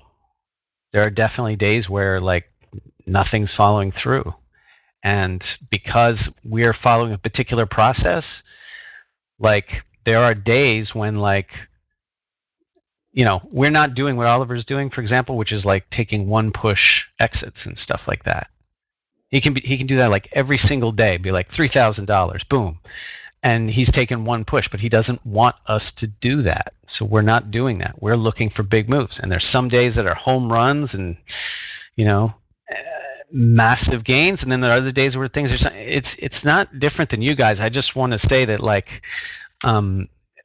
we're here to work on you guys and getting through this. And if we start going into our own stuff, we'll be talking about our stuff all the time. And we just don't want to do that. So, Alejandro is asking, do we look at other time frames? I'll tell you when I look at a 5-minute chart, Alejandro, after 11 a.m. And that's when I'll be more interested in whether something sets up on the 5-minute and then trailing it out on the 5-minute, and maybe using a 2-minute for a zoomed in entry or exit if it's clear, right? So does that help? Yeah, Philip, that's right. People think there's no winning traders and blah, blah, blah. It's like, no, he says, please don't talk about your stuff. And you're going to realize the second you go live, you're going to be on this thin edge of like, do I want to like tell people about my result? Like, you're going to go, geez, I'm finally live. Do I deserve this? But you're going to be going through all this stuff, and you're going to have a couple of accounts. You're going to have a live account. You're going to have a practice account, and you're going to go, I don't want to go jinxing myself and telling people about this and then go to a down streak and look, we're not here to become famous. We're here to help you guys with your stuff, right? Oh yeah, no, it's nonstop, right? We're still dealing with that nonstop, so we have to keep saying, guys, chill. Like, we want you to focus on your trading. So that's all I want to say about that. We got to move on. So Betty, I like what you did with this trade. I think you noticed that you got out too soon, and you got right back in. Way to like see what happened. And I have to say, I do that sometimes too. I get so far along that I'm like, I will just take the whole thing here. And I know Oliver said you'll never get back in. I'm the guy who gets back in. Like, I might take this, ride it all the way up, end up exiting the whole trade, but I'm like, I'm entering here. If it goes even further, I'm entering down here, and then I'll take a stop. And the problem is sometimes that trade will be a loser, but it's like, if I believe in that first leg, I'll watch how the pullback forms. And if it's like, no, this is top half, anything that happens up here, I'm good with, right? So good stuff. Thanks for sharing that one. Now we got Simon here. All right, identified a nice event right here. Calling it an elephant bar. I think, yeah, I mean, it's kind of a hybrid sort of undecisive bar, but it's not wrong. I think you did a good job here, right? You had max loss per trade, right, way down here, and this just went straight down. Like, that does happen. This is the 1 in 20 or 1 in 30 that just blasts through everything without even looking back, right? Okay, so Praveen is asking if you could zoom in the screen. I think you can make it full screen for you. Yeah, there should be a way you can zoom in if you need to. I can't do that for you. So now this is where Simon identified we had a nice move down, right? So I'm going to turn this to red, right? A nice move down. I'll clear this, right? Boom. And now here's a nice short, right? Right at the 20 MA, right? In the bottom, zone here in the bottom third, and beautiful profit take, right? And once you get down to 2 here, where it starts breaking down, you clearly have the 20 holding it. And this is about, 75, 80% of the way to the prior low. Now the stop moves from here down to here, right? Above all this stuff, it should not get back up there again, right? And now we got a nice move down, right? Whoops. And I don't think, though, like, tell me about this move down, guys. We've got a profit take here. We've got 1 lot left. I would even add here. You don't have to, but I would actually add here. This one has demonstrated that it's got more legs. If you add here, what happens down in here somewhere?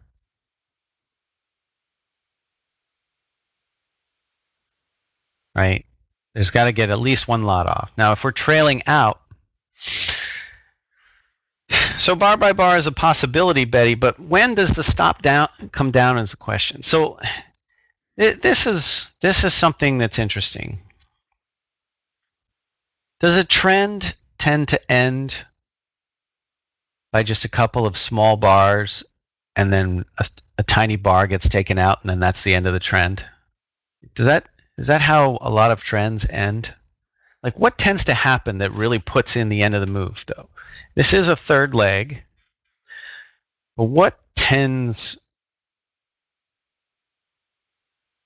Yeah, in this case, yeah, Simon's got it.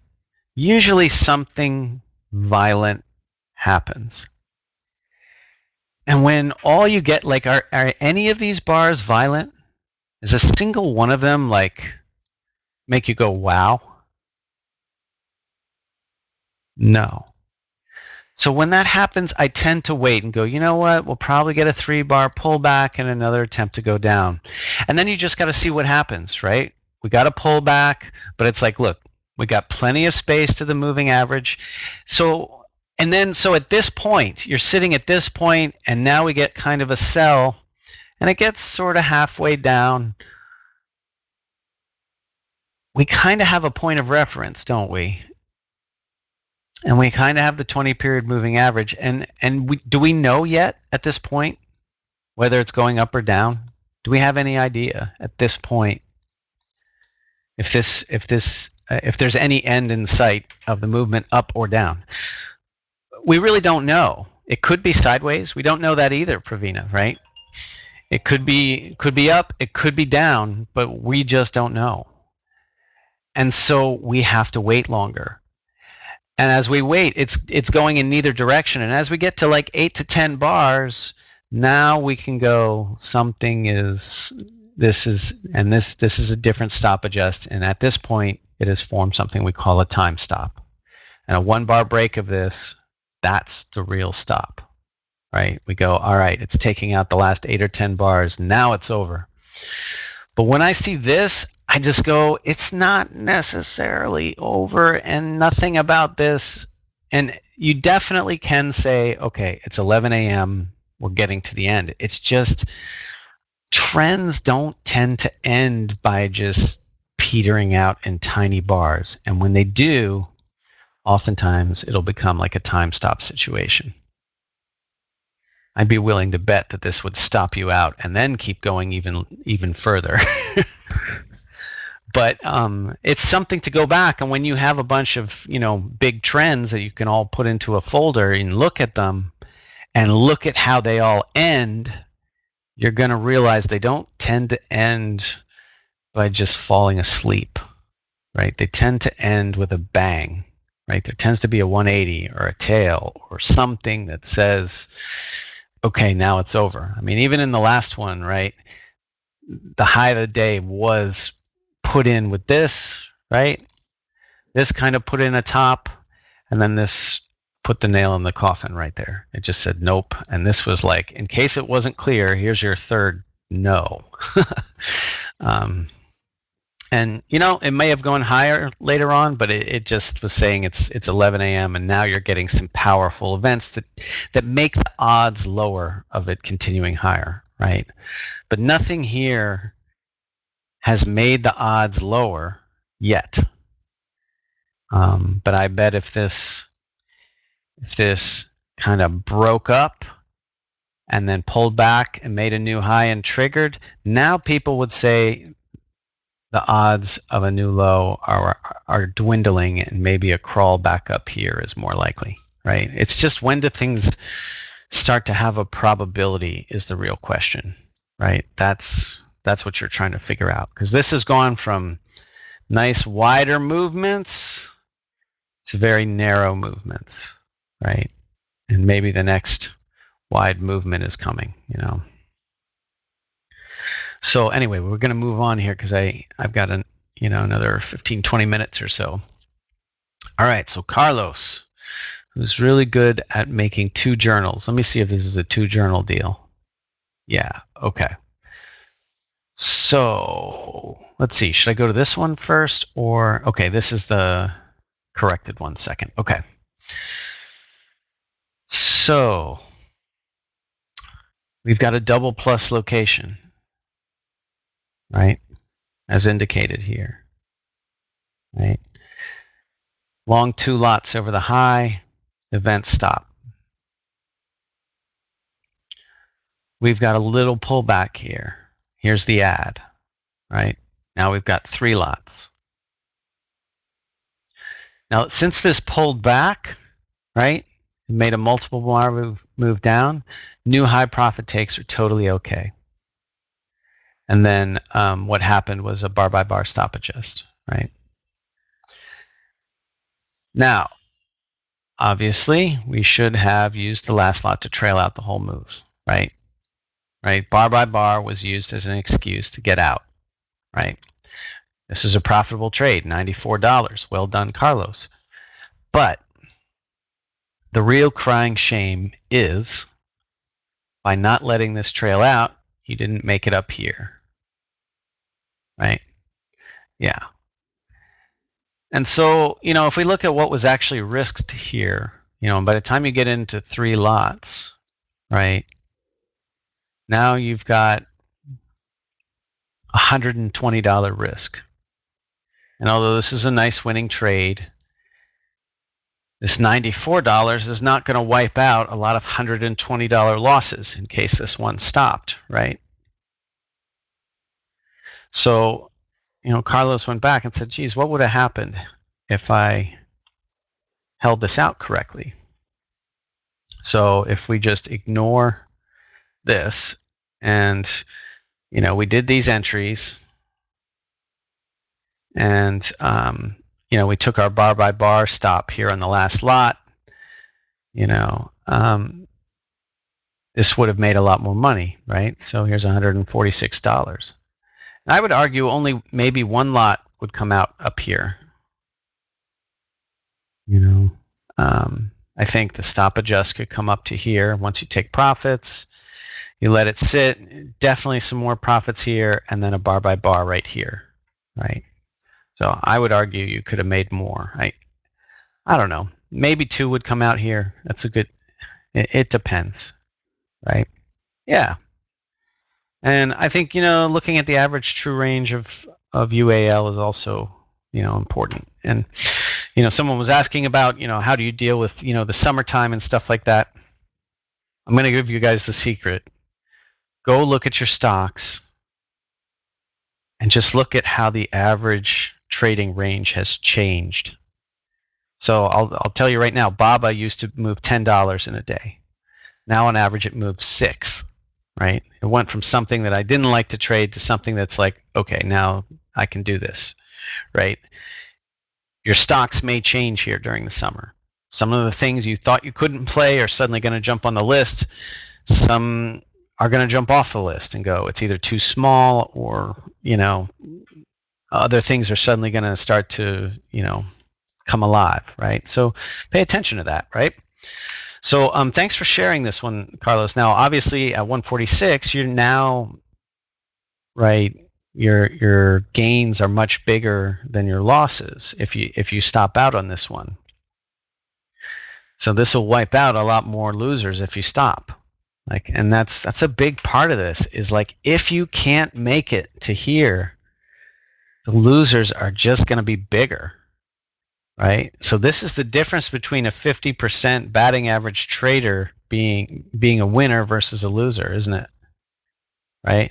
Say you're 50% of the time you're picking correctly and you get follow through, but you only make $90 and this one loses 130 or something, I mean, your max loss per trade here is 90, but if you're just 1-to-1, that doesn't go anywhere. But if you're risking 90 and you're making 146, a 50% trader is making money, right?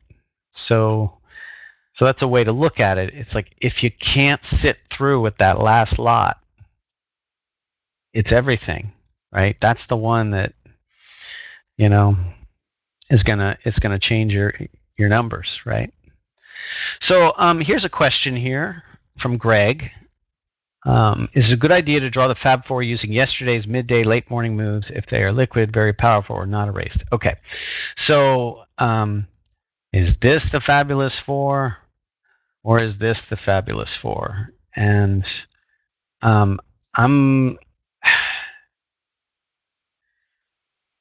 this to me just looks like a wide trap zone, right? So put it this way, Greg. Even if this makes some nice bear elephant bar here, I just feel like the sellers got their thing yesterday. And maybe it's going to follow through, but I don't know. But then, like, if I'm going bullish, like if you're just using this part,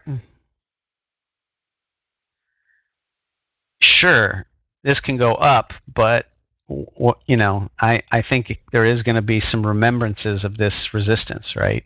Do I think it's just going to take one bar and blow through the top of this? I don't think so. It's not likely.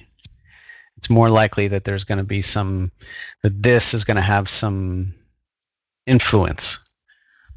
So I just skip on this. I don't really like things that are kind of already in the context of a trend, and like trying to make this your Fabulous Four. Yeah, it is kind of in a fluid zone. I just don't like that if it really gets going and I'm excited about it, now it's got to deal with these lows and these highs, and you have to basically gauge whether this is enough money, right, to make. So if you're going bullish, and you're going to go from 79.20 and you're going to make only 50 cents, and you got to go, is 50 cents enough? And then you go, are there likely better things out there? And so I just go look somewhere else, right? So you guys understand what Greg's question was? It's about how to draw the Fabulous Four at the end of the day, right? And like, you know, would we include all of this stuff, which makes it really wide? And like, yes, this I would probably look at this as a really wide zone, because this last 30 minutes is not enough. You need the last hour, which is more like this. And it basically, and I get it. If you're only looking here on this side, it looks like you have a narrow Fab Four, doesn't it? But if you zoom out just a little bit, you go, this is a wide zone inside yesterday's trading range that, you know, if it starts going, we'll probably find some problems and come back down. And so it's not the clear picture, is it? You want the clear picture. Like, here's another way to answer that question. If you have to sit down and ask these complicated questions, then it's probably not the one. Right? If you have to be complex with it, it's probably not the thing. It should be so simple and stupid that you go, yep, I'm looking at this. Whatever happens here, I just want to see if it gives me the event, right? But if you have to squint your eyes and turn your head to the side, it's probably not the one, right? So thanks for sharing that. Yeah, so the average true range is like 80 cents now. So, you know, maybe that's worth, I don't know. It's not my favorite thing if you have to work at it. So here's Simon's got one, long 2 lots. Here's an elephant bar. I would say, you know, this is kind of narrow. Your max loss per trade is $100. I don't know what the question is with this one, Simon. It's like I think you took a stop here, which is totally fine. But this is one that just, you know, didn't work, right? It's just one that you got an elephant bar. Oliver was kind of talking about this today. I'm going to draw your Fab Four. If it's kind of a wider 50-cent ping pong at the end of the day, and then your initial bar looks like this, and it just gets above there. Is this your ideal entry up in here? So we're calling this zone here like roughly, you know, 60 cents or whatever. And I'm basically talking about this over here. You got an end of the day sort of ping pong in a 50% zone. And you get an opening down here at the bottom of the zone, and it just clears above.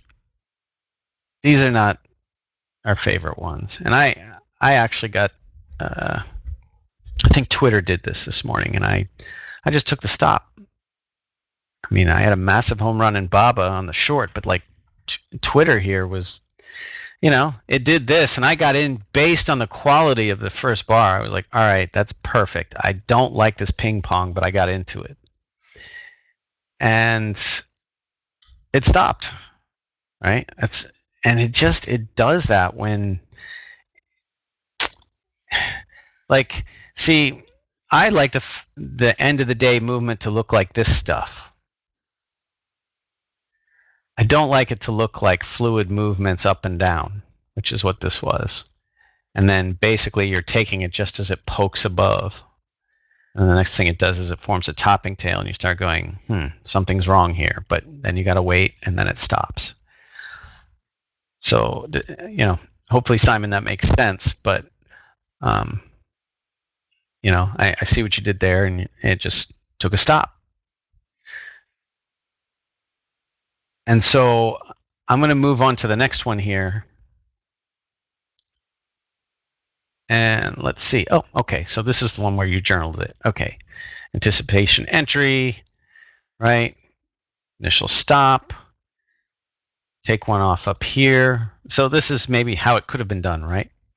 Add here, and then it would stop out. Okay, boom. And then on number 5 here,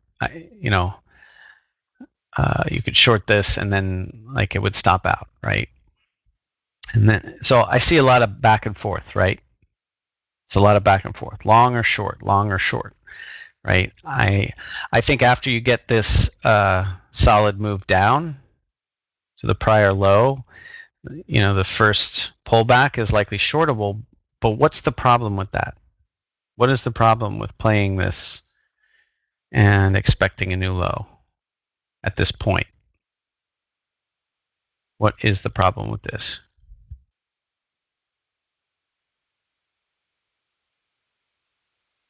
Yeah, we're stuck in a trap zone, right?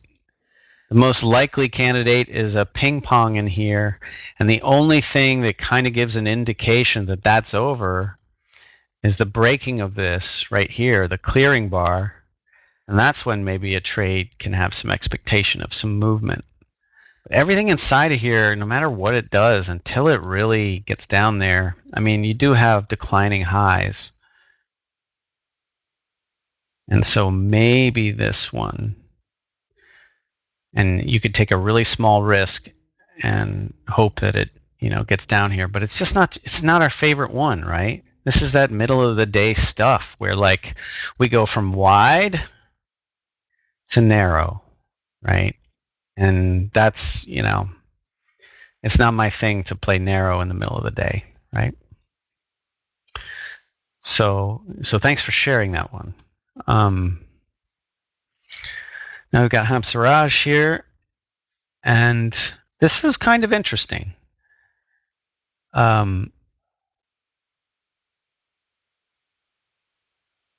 This initial initial movement here, maybe this was the end of the day movement from the prior day.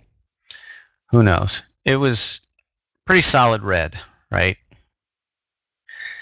And then in here, all this stuff tried to figure out what to do, and then we kind of have an igniting explosive bar right here that clears all that stuff. And, when you get this kind of a mess wiped out, and this isn't just like in the first 2 minutes of the day, it took some time. This tried to figure out what it wanted to do. It wanted to sell, it wanted to sell, it wanted to sell, and it never sold, right?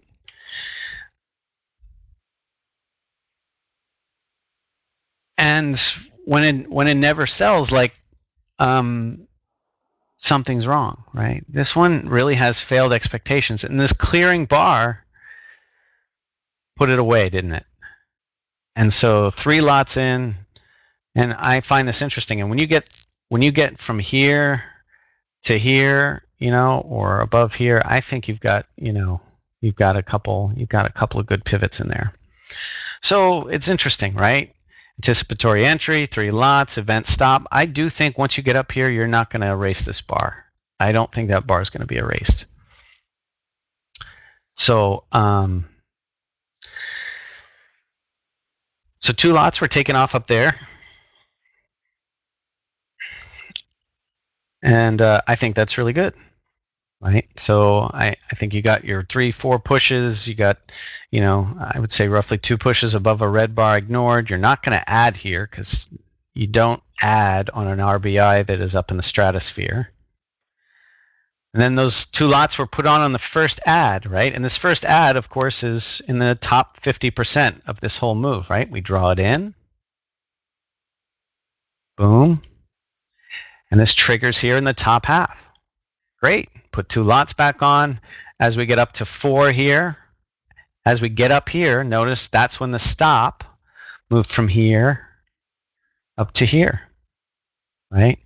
It moved up, right? It moves up once you get liftoff, right? And here's the liftoff. New high, profit take. I actually would have taken 2 off here, but Hamsaraj is saying only 1. All right, in for the glory. And left the stop here, waited, right? As we start moving up, now, stop adjusts are starting to take over, right? At 7, we start getting the stop now from here, moves up here. At 6, right? At 6, we're 75% of the way, right? We're 75% of the way up to the prior high. So that's when the stop moves up. We get in a new high, definitely some profit takes up in here. And we've got a time stop, right? 8 to 10 bars, breaks out the lows, trades over. Beautiful, right? Nicely journaled, right? So I think that's an excellent play on Intel, right? That's a great way to do it. And that's what we're teaching you guys to do, right? Is to be able to stay in there. Like, that's massive patience, right? Way to wait and identify like a nice clearing play. I know that this is kind of the opposite of what we just said, but it did happen to do something. And it's like we gave it some time. It tried to sell, and it really cleared everything. And I don't know how to explain this, but it's not wrong that once you've just kind of like erased this massive amount of red and kind of cleared this area, I mean, yeah, it could definitely come back and then just stay in this zone forever. But something about this to me says, no, we're off to the races. And, so the stop to 6 here is just moving the stop from here to there. And that happened when price made it 75% of the way to the prior high. Does that make sense? So when the price got up here, there's no action to take yet, but it is the action that you do have to take is you have to move the stop up, right? And once we get up in that above the high, now we can take some profits. So great stuff. I like that one. Now let's see, how many do we have? So this is the last one here. Simon had another question for us. Oh, see, we got a lot of these ones that just like make a bear elephant bar like straight into our into our fabulous 4 zone. Traders who've been with us, what's wrong with this chart? The way it's journaled. What is Jan screaming back at home right now? Yeah, we need a little more space to see what's going on here. Right? So, somewhere Jan is throwing a fit. So, yeah, we got to see that to know what's going on, right? And we get this, kind of sell right into that zone. And the question is, I have 2 trades here. Bear elephant has a risk of 74 cents, enter confirmation, and realized the error and got out of the trade. Second trade is the break of the low, bottoming tail event, bottoming tail entry confirmation, and the stop is the event, right? Guys, I'm going to put you on mute for a quick second. I'm going to be right back.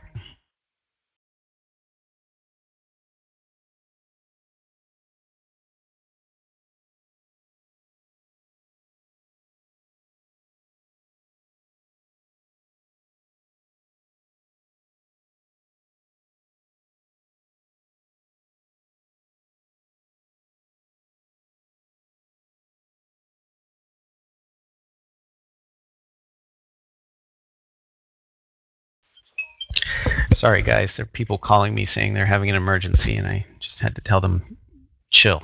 We're almost done here. All right.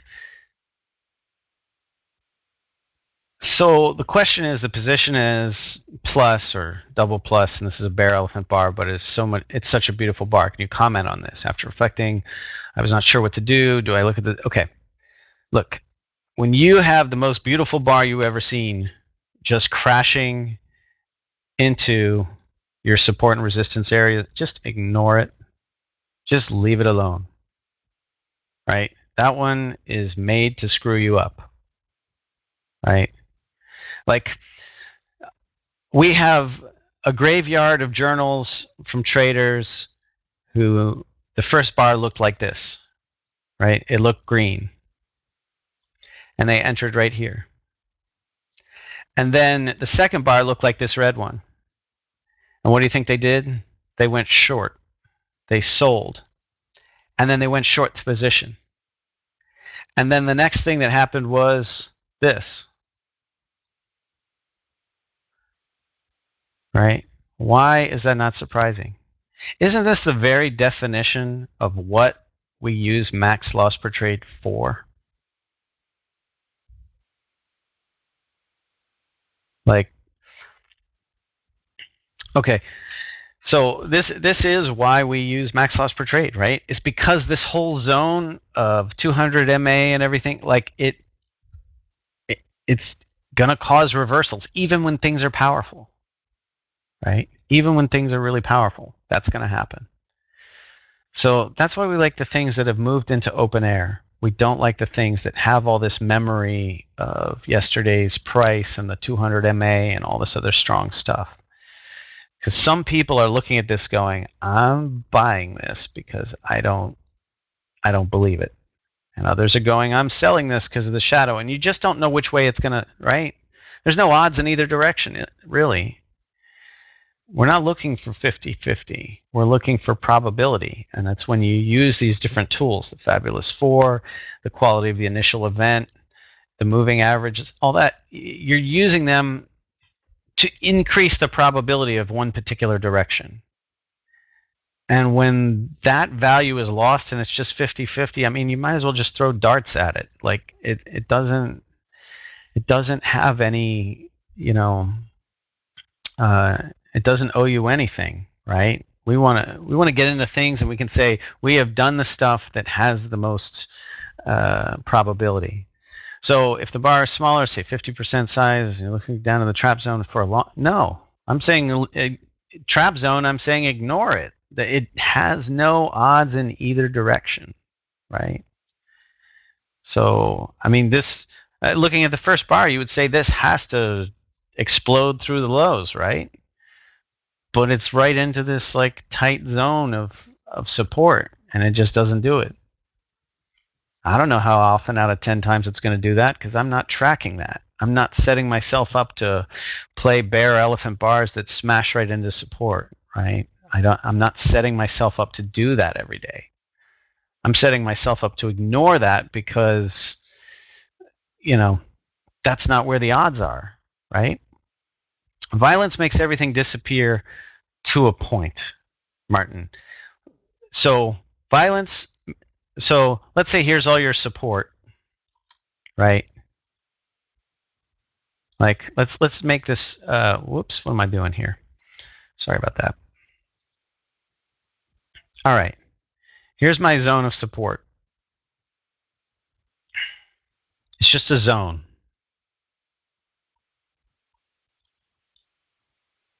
All right. Now I can have a beautiful violent bar, and violence like this that just kind of smashes through everything and clears the zone, has better odds, definitely. But if it's getting long, it's getting right to the end of a beautiful move and it stops right into support, I don't like that. I don't like it right here. And I'm just going to say, look at that. And when you see it enough times, you're going to realize why. I'm not going to tell you why. I want you to see it 100 times and go, yeah, I'm going to pass on that one. I want you to see this happen 100 times and just go, yeah, I'm going to pass on that one. Right? That's what your experience is going to tell you. It's just those ones. I mean, I don't have to give you the answer. I want you to see it. I want you to take a few of these. And you can see, we're trying to get you to have experience. I'm not going to say, don't ever take this. I'm going to say, pay attention to why this may not have worked and keep your eye out for it. So the next time and the next time and the next time, you're going to go, yeah, when these scary bars just smash into support or resistance and then freeze, not as excited, right? I like it when they, boom, smash through completely and just leave the whole zone behind and then follow through, right? Then they break through. Now I like it, right? Does that make sense, guys? Like when it just destroys everything and then creates follow through. But I don't like it when they get long right into the, I don't like a violent bar that gets long right into the 200. That's not my favorite play, right? That's just asking to get hurt, I think. I mean, well, I say I think, but that's the experience that I have, is that every time I see that, I'm like, well, Dan's probably buying here. So anyway, I think that wraps it up for our first hour, or for our presentation to you guys today. We are starting on Monday. We're going to start the checklist over again. We're going to start, teaching that whole thing. We are going to go through some journals. So Martin, no, I don't touch those.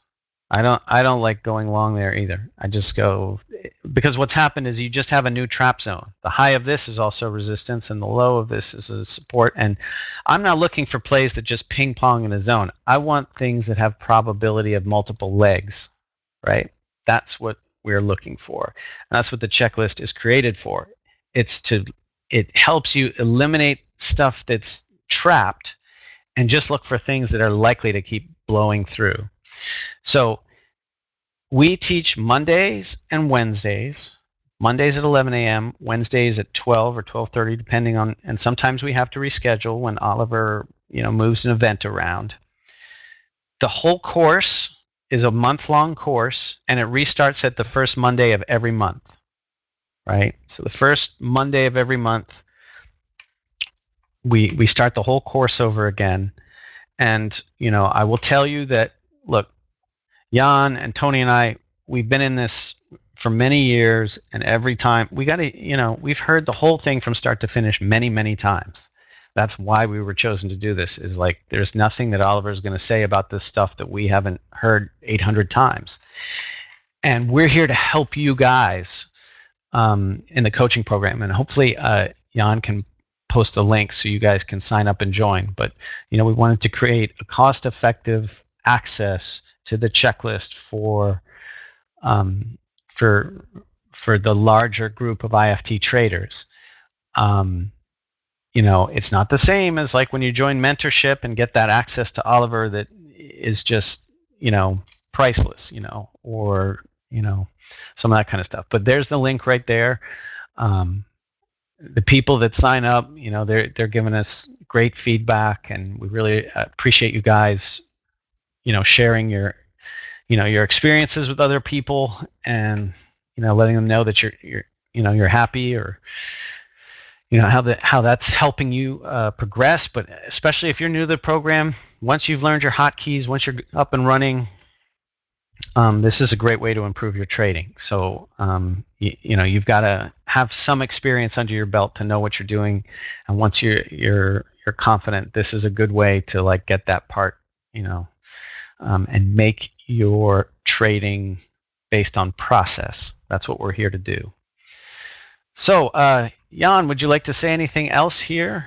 I hope to see a bunch of you on this coming Monday, and if you miss it, you can come up You can either get the recordings and sign up late for the month, or you could just say, you know what, I'm going to hold off and start from the very beginning next month, because every month we start it over again. So yeah, thank you, and Tyler. thanks for you guys for sharing your grade.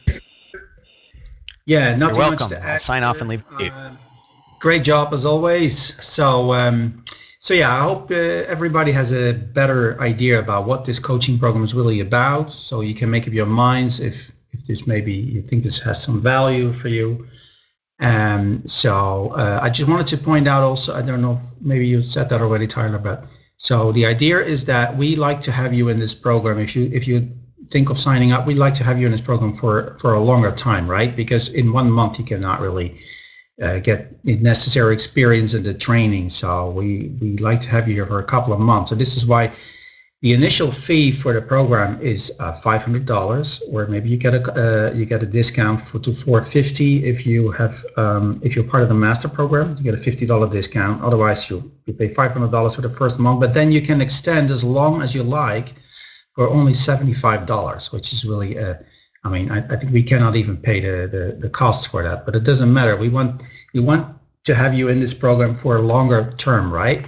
Longer period. And we've seen also in other traders that have already been with us for several months that you see a lot of progress over the months. So I think it's really helpful. If you have any doubts, I'm sure all of you are a member of either the English Facebook group, IFT Facebook group, the equity group, or of the Spanish one, the LATAM group. You can always ask questions there. There's a lot of coaching members that have been in the program and are still in the program that are hanging out there as well. They will be more than happy to answer your questions. We don't always even have to do that because we know that their answers will be very favorable. So don't hesitate to talk to them and find out if this is something for you. Okay? So, oh yeah, finally, so the recordings are always, every session is always recorded, and they will be sent out. They're being sent out immediately after the session to all members, right? Now, today is an exception because this is an open house. So today, what I will do, I will post a recording in both Facebook groups. So that the English version I will post in the English Facebook group, obviously, and the Spanish session I will post in the Spanish Facebook group. Okay, so everybody can see this recording once again if you like to see it. And if you have any questions, you can also write those questions as comments to those recordings, obviously, and we'll see what we can do to answer them as soon as possible. Okay. So I think that's pretty much all that we have to say today. So let's wrap it up here. Thank you very much, as always, for translating, Paula. It's always good to have you here. I'm glad you made it in the end. I was a little scared, to be honest, for just a few minutes, but I knew you would manage somehow to show up. So awesome job there. Okay, so have a you too. I wasn't the only one. Okay, cool. So have a good rest of the trading week, and I hope to see a couple of you on Monday. All right. So bye bye.